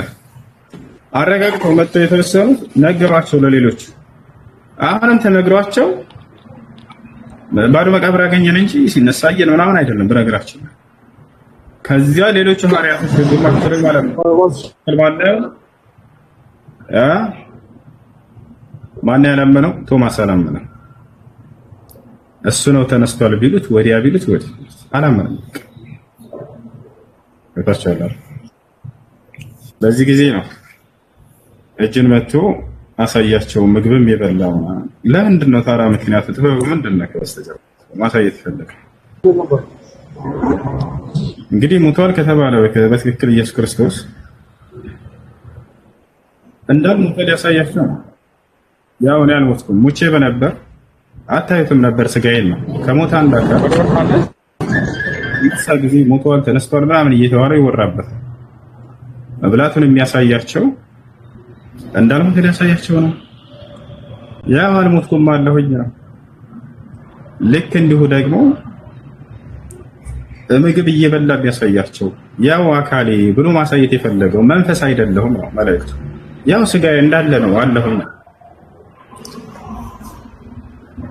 ያ ነው። እና የፈሪሳን ማነው እንትኖቹ የካህናት አለቆቹ አንተ ኢየሱስ ነህ ወይ ያሉ በተደጋጋሚ ይጠይቁትም ነበር ከዚያ በፊት። አሁን ኢየሱስ ነኝ አይደለም ያላቸው፣ እናንተ አላችሁ ነው ያላቸው። አንተ አልክ ይለዋል። እርሱ ግን በአሁኑ ሰዓት ከእግዚአብሔር ቀኝ ተቀምጧል ብሎ ይነግራቸዋል። እዚያው ያ የተያዘው አካል እንደተቀለ ይህ ነው። ለዚህ ነው አምላክ አላህ ሱብሓነሁ ወተዓላ ወማ ቀተሉሁ የቂነን ብሎ ባጭሩ ገልጾታል። በእርግጠኝነት እርሱ ነው ብለው አልገደሉትም ማለት በጥርጣሬ ውስጥ ሆነው ነው ያን አካል የገደሉት ይናገራል። በዚህም ነው እነዚያ ሊገሉት ያቀረቡት ፈሪሳውያን አለቆች ተጠራጥረው ነበር። አንተ ኢየሱስ ነህ አይደለህም? ኧረ በሕያው እግዚአብሔር ስም እንለምንሃለን ንገረን እያሉ ይለምኑት ነበር። አንተ አልክ ብሎ መጨረሻውን ነገረው። ታዲያ ስለ ኢየሱስ ምን አለ የተያዘው አካል? ነገር ግን እርሱ በሰው ልጅ ክብር በእግዚአብሔር ቀኝ ተቀምጧል ከአሁኑ ሰዓት ጀምሮ አላቸው። منذ الآن ይላል አረበኛ ሰዓት ከአሁኑ ሰዓት ጀምሮ ይላቸዋል። ይሄን ቃል በሚናገርበት ሰዓት የት ነበር ታዲያ እሱ ከተባለ እዚያው ሄዷል በቃ። ምክንያቱም እሱ ያውቅ ነበር ይሁዳ በሚሄድ ስለ ክርስቶስ ትምህርት በደንብ አድርገው ከሚያውቁ ቃል ነበር እና ያ ነው እሱ አይደለም። አምላክ አላህ ሱብሓነሁ ወተዓላ ይህን ጉዳይ ገልጾታል። ወማ ቀተሉ ወማ ሰለቡ አልገደሉትም አልሰቀሉትም እኔ በክብር አንስቼዋለሁ እያለ ተናግሮለታል። እሺ ሳላህ በዚህ ላይ በጣም አዎ ገብቶኛል። እሺ በዛ ላይም አንድ የመጨረሻ ጥያቄ ነበረችና በዛው ያለ ካላስቸገርኩ እሺ። ከዛ ቀጥሎ የምነግራችሁ ነገር ብዙ አለ። አሁን ግን ልትሸከሙት አትችሉም። እሱ የእውነት መንፈስ የመጣ ጊዜ ወደ እውነት ይመራቸዋል። የሰማው ይናገራል እንጂ ከራሱ ዘንድ አይናገርም ያለውን ለመንፈስ ነው የመንፈስ ነው የተናገረ ያለው ወይስ እንደሱ ነብይ ወይም ሰው የሚመጣ ነው ያወራ ያለው? ትንሽ አስረዳኝ እዚህ ጋር። እሺ ስለ መንፈስ ቅዱስ ነው ብለው ያምናሉ ክርስቲያኖች። ነገር ግን እኔ ካልሄድኩኝ እሱ አይመጣም ብሎ ገለጸው። በቃ መንፈስ ቅዱስ እንዳልሆነ በዚህ ትረዳላችሁ። ምክንያቱም መንፈስ ቅዱስ ኢየሱስ እያለ ከዚያ በፊትም ይመጣ ነበር። ታውቃላችሁ አይደል? ይመጣ ነበር። ነገር ግን ታዲያ መንፈስ የሚለው ማንን ነው ከተባለ ነብያትን ነው መንፈስ እያለ ያለው። ነብያትን መንፈስ ብሎ ይጠራቸዋል። ዮሐንስ መልእክት ላይ ልጆች ሆይ መናፍስት ሁሉ ከእግዚአብሔር ናቸው ብላችሁ አትመኑ፣ ይልቁንስ ሐሰተኛ ነብያት ወደ ዓለም ገብተዋልና እያለ ይናገራል። ስለዚህ ነብያትን መናፍስት ወይንም መንፈስ እያለ ይጠራቸዋል። የእውነት መንፈስ የሚለው የእውነት ነብይ ይመጣላችኋል በሚለው ነው የሚተካው። በዚህ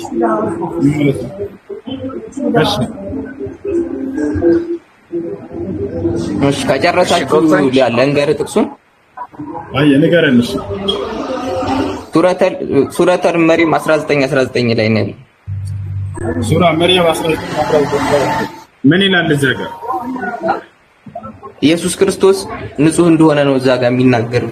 ከኃጢአት ነው ከኃጢአት ይላል።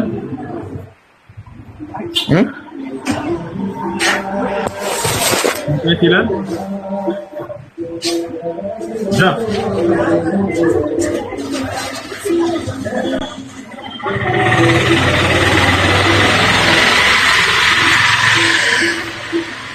ዘኪያ ማለት ምን ማለት ነው በአረበኛ? አሁን ተጠይቀውን ተመለስ። ከኃጢአት ይላል። ምን ልመልስ? ከኃጢአት ይላል። ንጹህ ነኝ ይላል። ከምንድን ነው ንጹህ የሆነው? እኔ እንጃ። ከንጹህ ነኝ ይላል እዛ ላይ። አሁን እዚህ ጋር ማንኛውም ሕፃን ልጅ እንደ እስልምና ማንኛውም ከእናቱ ሆድ የሚወጣ ሕፃን ልጅ ያለ ኃጢአት ንጹህ ነው። እሱን የተለየ የሚያደርገው አይደለም። አንተ ግን በሄድከው እንደው ኢየሱስ ኃጢአትን አልሰራ የሚያስብል አይደለም። እኔ ኃጢአት የለኝም ስወለድ፣ አንተ ኃጢአት የለህም፣ ሳላህ ኃጢአት የለውም፣ ማንም ኃጢአት የለውም። እንደ እስልምና አንድ ሰው ሲወለድ ከኃጢአት ንጹህ ነው።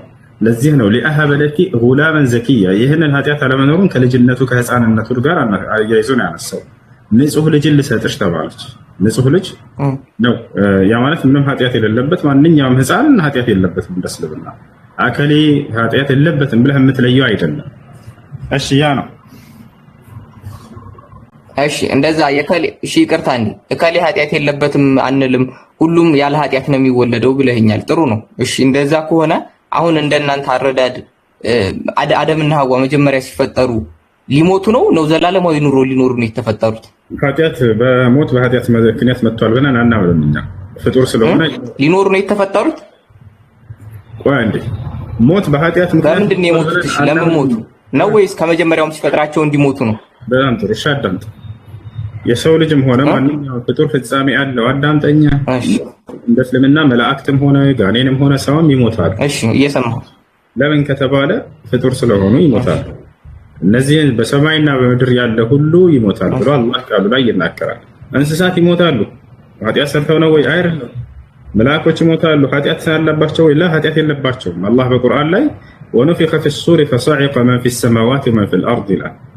በመለከቱም ላይ ይነፋል የዘመኑ ፍጻሜ ላይ፣ የዛኔም በሰማይና በምድር ያለ ፍጥረት ሁሉ እንዳለ ይሞታል ይላል።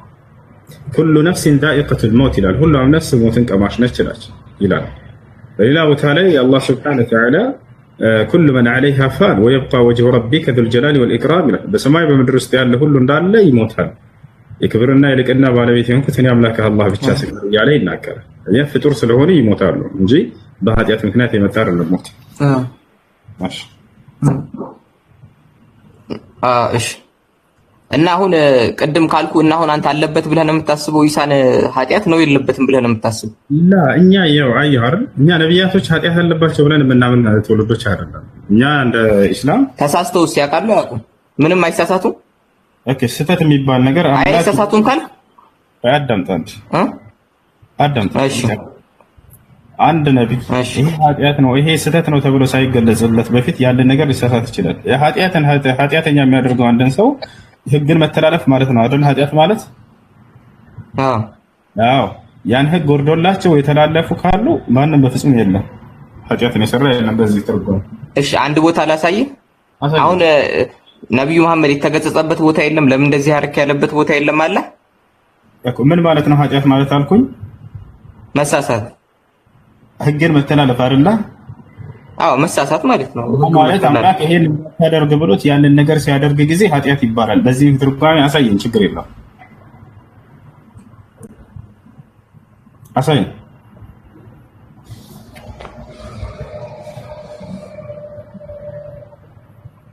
እሺ ታሪኩ ወይንም ከታች ያለው መካከል ላይ ያለው እሺ አለ ሰላም ነው። ሰላም ነው። እንዴት አለ ይመስገን ሁሉ ሰላም አልሐምዱሊላህ። ክብሩ ይስፋ ለመድኃኒዓለም እና ደህና ነን። እየሰማኋችሁ ነበርና በጣም እየሰማኋችሁ ነበር እና ብቻ ጥያቄ አለኝ እና አንተም የትኛውን የፈለከውን እንጠይቀኝ እመልስልሃለሁ። ለአንተም ደግሞ ጥያቄ አለኝ። የፈለከውን ጥያቄ እሺ። ከነብያቶች ለመጀመሪያ ጊዜ ሥላሴን የሰበከው ነብይ ማን ነበር? ከነቢያቶች ለመጀመሪያ ጊዜ ሥላሴን የሰበከው የመጽሐፍ ቅዱስ ነብይ ማን ነው? ኦኬ ሥላሴ የሚለው መጽሐፍ ቅዱስ ላይ የለም። በነገራችን ላይ ሥላሴ የሚለው መጽሐፍ ቅዱስ ላይ የለም። እሺ ግን ስለ አብ ስለ ወልድ ስለ መንፈስ ቅዱስ የሚያወራ አለ። ብቻ ያ ሥላሴ የሚለው ወርድ ባይወርድ በመጽሐፍ ቅዱስ ላይ የለም። ግን ሥላሴ እኔ የሥላሴ አማኝ ነኝ በነገራችን ላይ እና የሥላሴ አማኝ ሁኜ ሥላሴ የሚለው መጽሐፍ ቅዱስ ላይ ስለሌለ አልቀበለውም ማለት አልችልም። ምክንያቱም ሥላሴ የሚለው ወርድ ነው፣ ቃል ነው። ከየት የመጣ ቃል ነው? ሥላሴ የሚለው ጥምር ነው። ሶስት ስሞችን አንድ አድርጎ የሚይዝ ሊቃውንቶች የጻፉ የተስማሙበት ሐሳብ ነው እና ያ ሥላሴ ደግሞ ስለ አብ ስለ ወልድና ስለ መንፈስ ቅዱስ የሚያወራ አንድ አድርጎ ሥላሴ ይባላል። እሺ ጥያቄን በጣም እሺ። የብሉይ ኪዳን ባለቤት ማን ነበር? ለማን ነበር የተሰጠው? የአዲስ ኪዳንም የብሉይ ኪዳንም ባለቤት እግዚአብሔር ነው። እሺ እሺ ይቅርታ አንዴ ሁሱ ይቅርታ አንድ ጥያቄ ልጠይቀው። ይቅርታ ጋር አንድ ጥያቄ ልጠይቀው ካላቋረጥ። አይ ጠይቀው። ማንን? እኔን? አዎ ይጠይቃል። እሺ ጠይቀው እንደፈለከው ነው። እሺ አሁን አንተ መጽሐፍ ቅዱስ ውስጥ አብ ወልድ መንፈስ ቅዱስ ተጠርተዋል እንጂ ስላሴ የሚል ስም የለምና ሶስቱ በተከታታይ ስለተጠሩ አንድ አምላክ ናቸው ብለን እናምናለን ብለኛል። መጽሐፍ ቅዱስ ላይ እንትን አጵሎስ ተከለ ጳውሎስ አጠጣ የሚያሳድግ ግን እግዚአብሔር ነው ይላል። ሶስቱን እንዴት ስላሴ ናችሁ ብላችሁ ማመን ከበዳችሁ? ጳውሎስ አጵሎስና እግዚአብሔር አንድ ላይ ተጠርተዋል። አንድ ላይ ከተጠራ እግዚአብሔር ነው ማለት ነው። አንድ ላይ ስራ እንደሚሰሩ ነው የሚናገረው።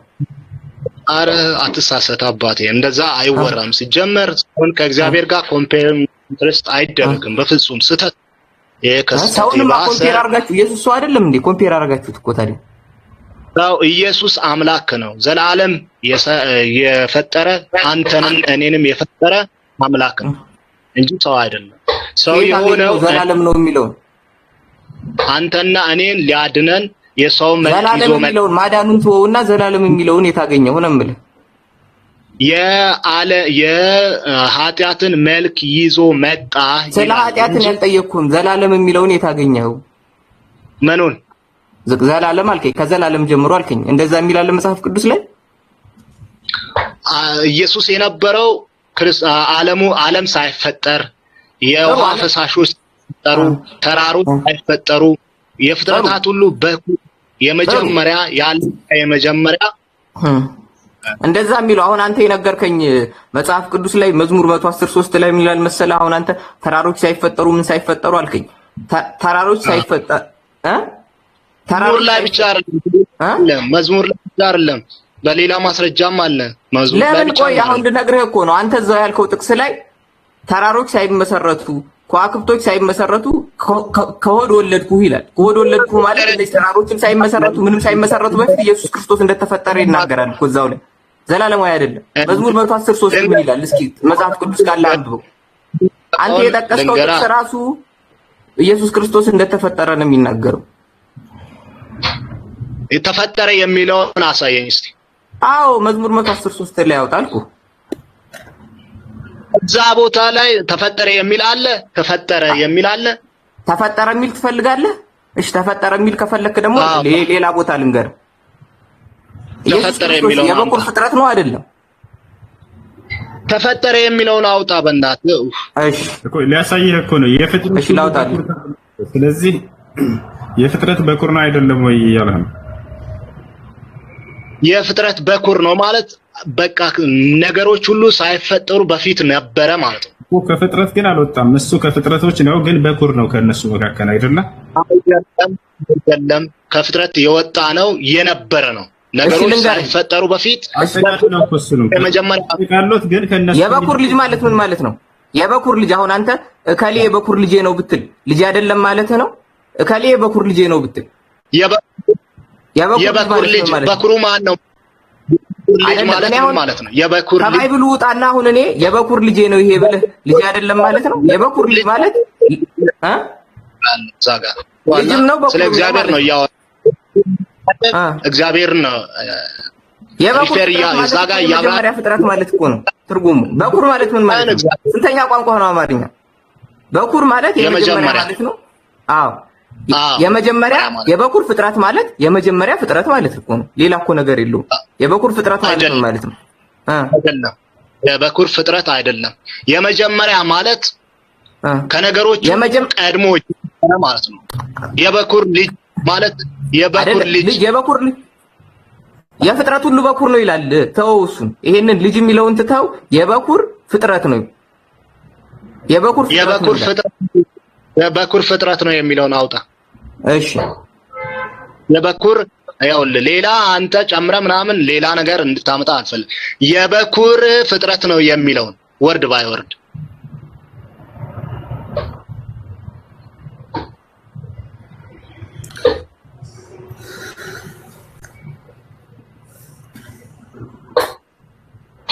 ውሱ ቅድም ክርስትና ከ2000 በኋላ ነው የጀመረው ብላችሁ አውርታችሁ ነበር። ይሄ ስህተት ነው። ከ2000 በፊት ነው ክርስትና የነበረው። ከ3000 በፊት ነው። ከ2025 ዓመት በፊት ነው ክርስትና የነበረው እንጂ ከ3000 በፊት ራሱ አልነበረም። ከ3000 በፊት ነው የነበረው ክርስትና። እሺ እንደዛ ከነበረ ክርስትና ምንድነው የቃሉ ትርጉም? የቃሉ ትርጉም ምንድነው? ቃሉ ትርጉም አይደለም። የቃሉ ትርጉም አይደለም። ቃሉ አገባን። ቃሉ የትኛውን መሰየም ትችላለህ። ክርስትና የነበረው 2000 አይደለም ነው እያልኩ ያለው። እሺ ክርስቲያን ነበሩ እነ ሙሴ?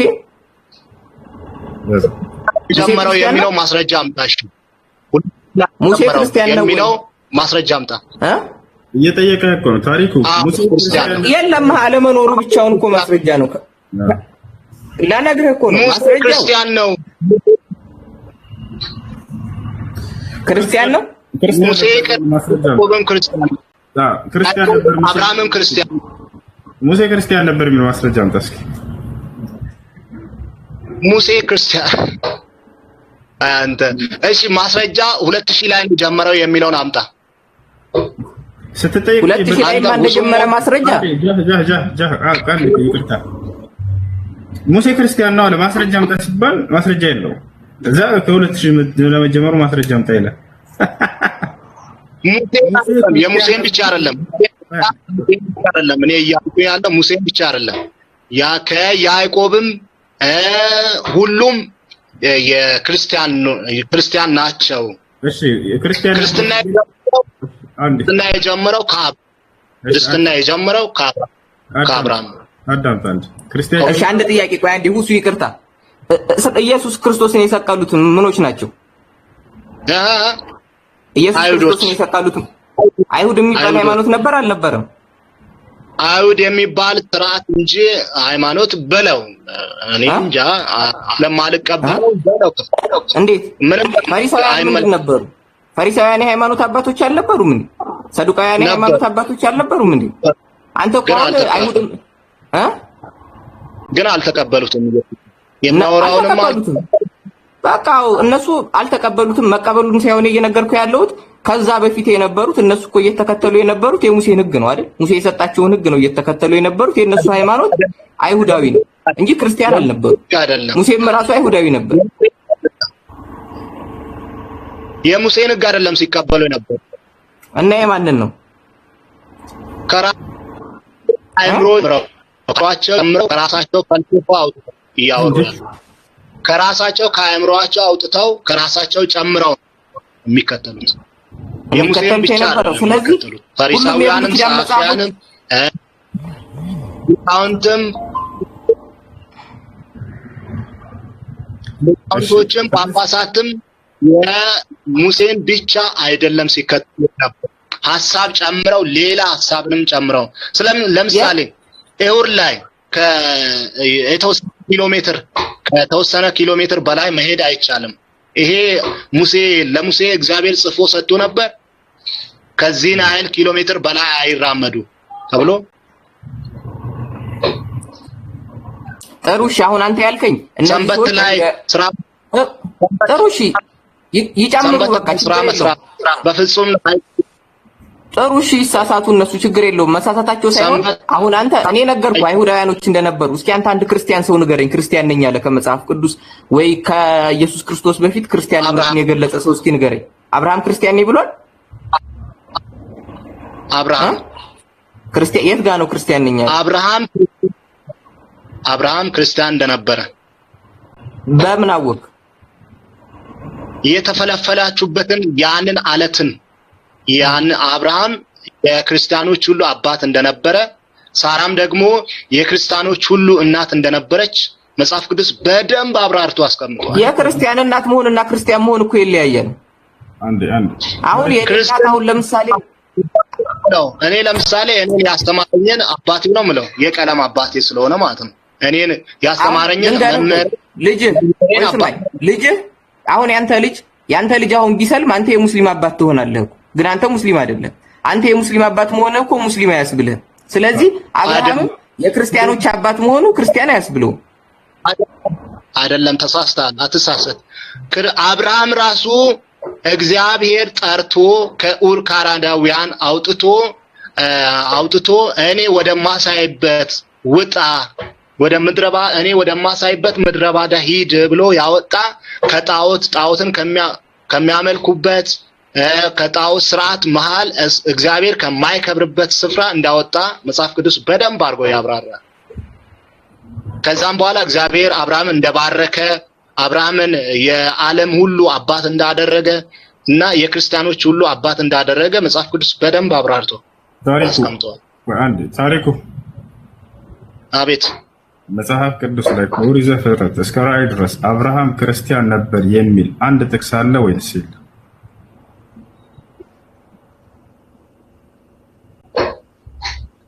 አዎ አለ። የቱ ጋር?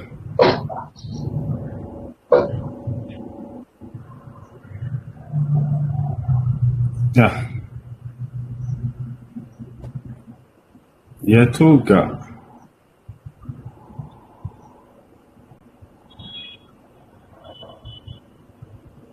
ታሪኩ በጌታ ሰው በጌታ ዘመንህን ይባርከው። የዛሬው ቀን ያንተ ነው። መለስ ተቆጣጠርከን እኮ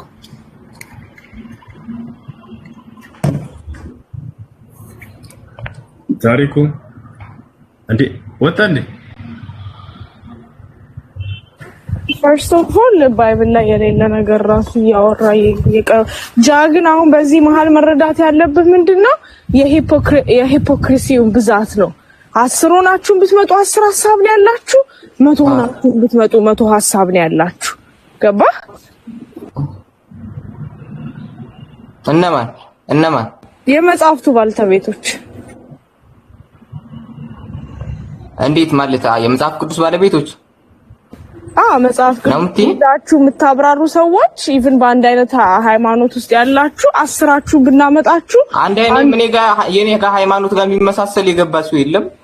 ምንም የለም። ሲጀምር እኔ ጋር ሃይማኖት የሚመሳሰል ገብቶ የራሱን ሐሳብ ያብራራ ሰው የለም። እኔ የለም እስካሁን የገባ ሰው የለም። አጋጥሞኝ የማያውቅ እዚህ ያለች ያለችው ከሃይማኖት አንፃር ሳይሆን ከመጠሪያው ሳይሆን አንድ መጽሐፍ ይዛችሁ ነው። ነገር ግን የተለያየ ለምሳሌ አንተ መጽሐፍ ቅዱስን አረን ማስረጃ የምታደርገው የቅድሙ ልጅ መጽሐፍ ቅዱስን ማስረጃ የሚያደርገው ክርስቲያን ነኝ ይላል። ነገር ግን አንድ ሆናችሁ አይደለም የምትመጡ፣ የተለያያችሁ ናቸው። 10 ብትመጡ 10 አይነት ሐሳብ ነው በዚያ ላይ ያለች።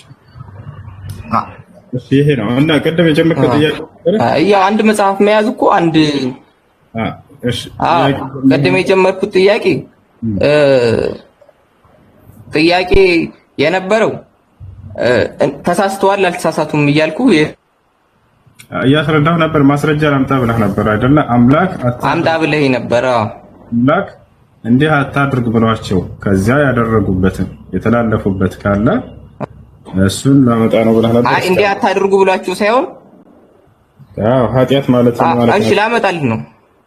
ኃጢአት ማለት ህግን መተላለፍ ማለት ሱራ ሀባሳ 81 ላይ 80 ቁጥር 1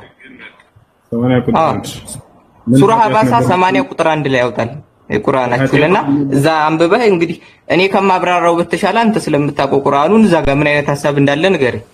እሺ ላብራራለሁ። እዚያ ጋር ኃጢአት አይደለም የተነሳው። እሺ አንደኛ ኃጢአት ብሎ ማለት ቀደም አንዴ ላዳዳም ተሽነ ማለት ነው። እሺ ኃጢአት ብሎ ማለት ህግን መተላለፍ አምላክ በነብያት በኩል ያወረደው ይሄን አታድርጉ ብሎ ያ ነብይ ደግሞ አሻፈረኝ ብሎ ያንን ነገር ማድረግ ነብያት እንዲህ አደርጋሉ ይመስልና በፍጹም አያደርጉም። ወታቻለ አይደለ? ኢጅቲሃድ ግን ይኖራቸዋል። ለማንኛውም ወደ እንትኑ እንሂድ። አበሰ ወተወላ የሚለው ነው። አበሰ ወተወላ የሚለው የወረደበት ምክንያት ፊቱን አጨፈገገ ዞረም እንደማለት ነው። አንጃአሁ አልአዕማ ማየት የተሳነው አካል ወደ ወሩ ወደ እርሱ በመጣበት ጊዜ እያለ ይናገራል። ወማ ይድሪከ ለዐለሁ የዘከሩ የዘከሩ ተንፈዐሁ ዚክራ ይላል። ታዲያ ይህ ታሪክ የተከሰተው በነቢያችን ሰለላሁ ዐለይሂ ወሰለም ጊዜ ነው። ነቢያችን ሰለላሁ ዐለይሂ ወሰለም የመካ ታላላቅ ከሃዲያኖችን ወደ ኢስላም እየጠሯቸው አስገብተው እያስተማሯቸው እያለ ይህ አማኝ የሆነ ሰው መጣ። ሙሐመድ እያለ ይጠራቸዋል። ነቢያችን ሰለላሁ ዐለይሂ ወሰለም ለነዚህ ወደ ኢስላም መምጣት ትልቅ ጉጉት ነበራቸውና ዘወር ብለው ፊታቸውን ጨፍቀቅ አድርገው አይተውታል። በዚህ ምክንያት ነው አላህ ሱብሓነሁ ወተዓላ ሄድ ያወረደው። እዚህ ቦታ ላይ ኃጢአት ሰርተሃል የሚል ምንም አይነት አውዱ ላይ በፍጹም የለም። ራሱ ገብቶሃል አይደል? ልክ አድርገዋል አላደረጉም? ልክ አድርገዋል አላደረጉም? ልክ አድርገዋል። ልኩ ምን መሰለህ? አሁን እዚህ ቦታ ላይ አንተም አሁን አይነ ስውር ስታይ ፊትህን ታጨፈግጋለህ። አንዴ ተረጋጋ፣ ልጨርስልህ፣ ላስረዳህ እንጂ እርሳቸው ወደ እኔ ትመጣለህ። እሺ አላህ ሱብሓነሁ ወተዓላ ለምን ከሃዲያኖችን እዛ አስቀምጠህ እሱን እንትን አላልክም ማለቱ አይደለም። ነቢያችን ሰለላሁ ዐለይሂ ወሰለም ፊታቸውን ስለማለታቸው ብቻ ነው እንጂ ድርጊቱንስ ተቃውሟቸዋል ወይ ሲያደርጉ የነበረው በፍጹም አልተቃወማቸውም። ገብቶሃል አይደለ? አሁንም ዛሬ ላይ ታደርገዋለህ ወይ? አዎ አደርገዋለሁ። አላህ ሱብሓነሁ ወተዓላ ያንን ነብዩ ሰለላሁ ዐለይሂ ወሰለም ያደረጉት ድርጊት እንደ ምሳሌ ልጥቀስልህ። እዚህ 6 ገስት የሚያስገባ ሰው አለ፣ አንድ ክርስቲያን አለ፣ 5 ሙስሊሞች አሉ። የትኛው ነው የማስቀድመው? የትኛው ነው እያስቀደምክ ያለው? እኔ እንጂ አንተ ነው። አየህ አይደለ? እኔ ክርስቲያን ነው የማስቀድመው። አሁን ሙስሊሞች አሉ እስካሁን የገቡ ያው ሳላህ አለ፣ ጃለ ሁላቸውም አሉ። ግን አንተ ነው ትኩረት አድርጌ ትልቅ ቦታ ሰጥቼ እያወራሁኝ ያለሁት። ገብቶሃል አይደለ? ነብዩ ሰለላሁ ዐለይሂ ወሰለም ምን ያደረጉት በዚህ ስራቸው አላህ ተቃውሟቸዋል ወይ? በፍጹም እዚያ ላይ ተቃውሟቸው በዚህ የሚል የለም። ገብቶሃል አይደለ?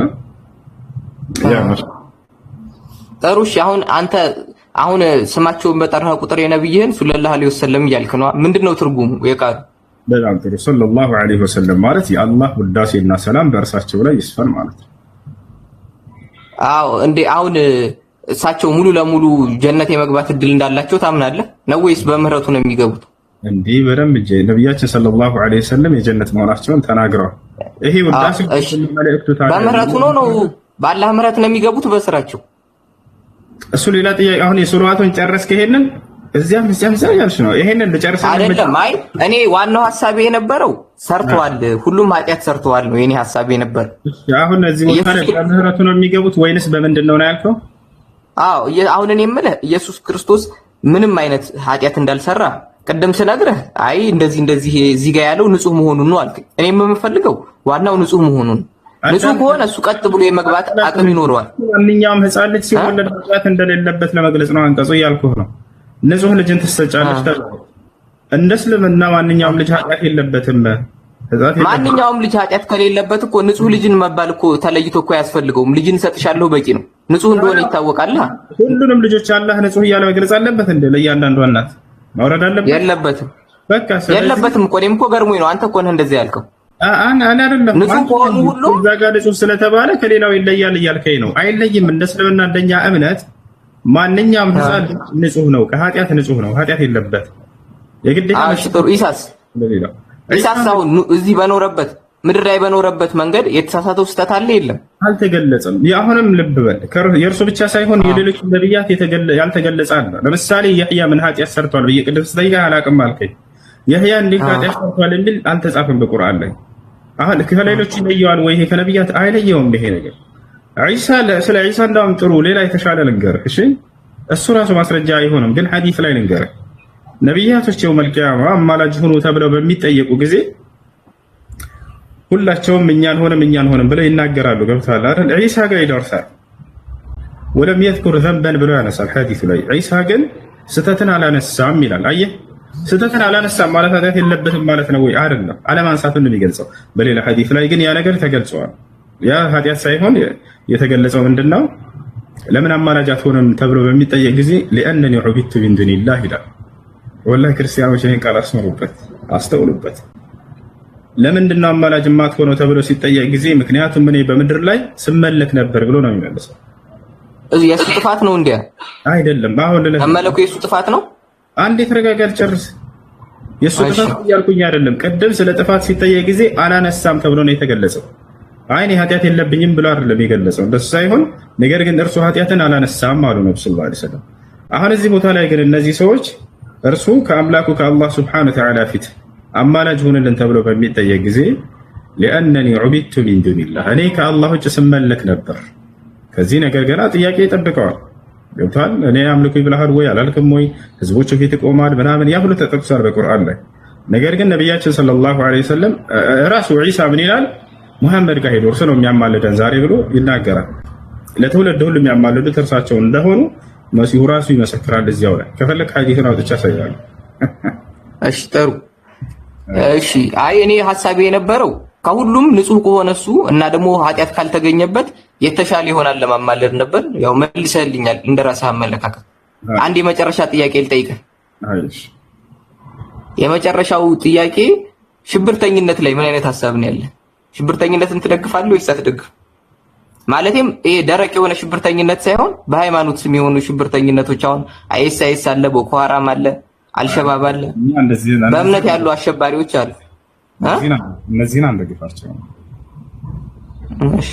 እሺ አመሰግናለሁ። አይሽ ኢስላም ሰላም አንዴ ላስረዳ። እሺ ነብዩ ሰለላሁ ዐለይሂ ወሰለም ምን አሉ?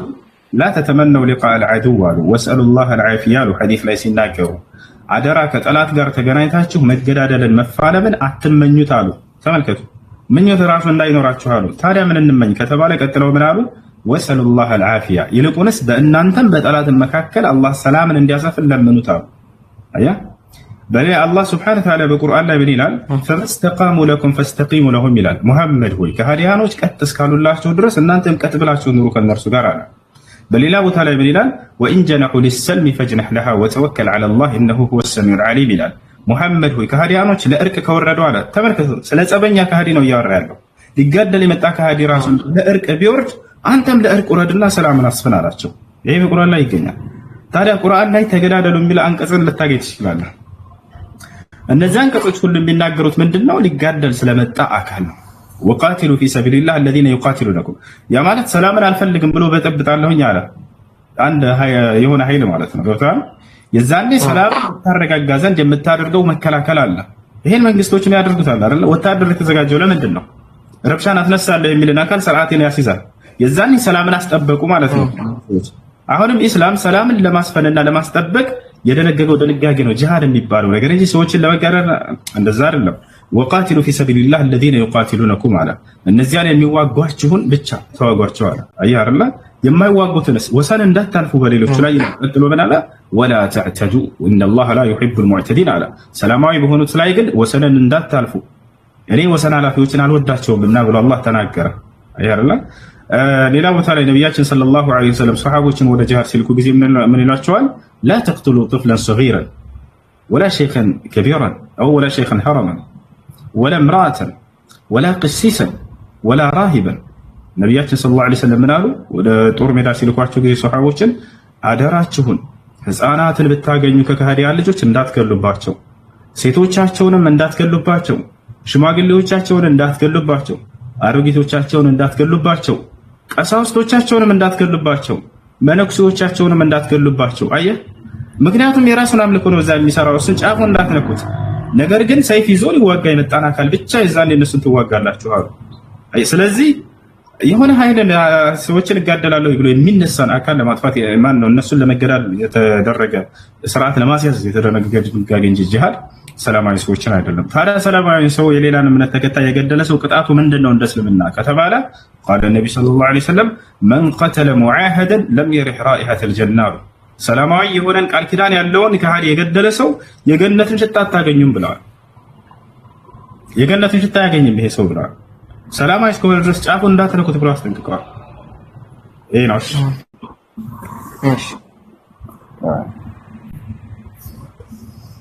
እሺ ሌላ ጥያቄ ያለው?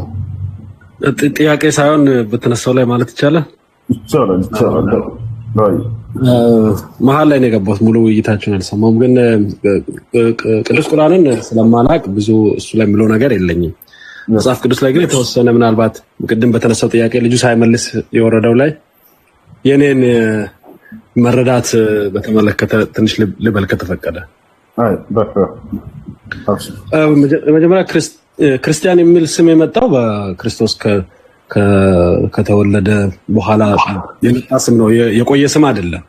መስተካከል ያለበት እሱ ነው። አብርሃም ክርስቲያን፣ ያዕቆብ ክርስቲያን ነው የሚለው ነገር ትክክል አይደለም። የመጀመሪያ መጽሐፍ ቅዱስ ላይ ክርስቲያን ማለት ሰዎች ለክርስቶስ ተከታዮች የሰጡት ስም ነው። የተቀባን የሚከተል ነው። ምናልባት በሌላ ቋንቋ ነው የምታገኘው። በብሉይ ኪዳን ላይ የኢየሱስ ክርስቶስን መወለድ የመሲሁን መወለድ ሲያስተናግሯል። እንዲሁም ደግሞ ዳንኤል ትንቢተ ዳንኤልን ብታይ መቼ እንደሚገደል፣ መቼ እንደሚወለድ፣ መቼ እንደሚነግስ የተናገረው ነገር አለ። ሰው በመጽሐፍ ቅዱስ መሰረት ለመሲሁ የተቀባውን ተከታዮች በሚል ሰው የሰጠው ስም ነው። እንግዲህ እኔም ዋናው መሰረቱ ብሉይ ኪዳን የማን ነው አዲስ ኪዳን የማን ነው የሚለው ላይ ኪዳኑ አንድ ነው። አዲስና ብሉይ ተባለ እንጂ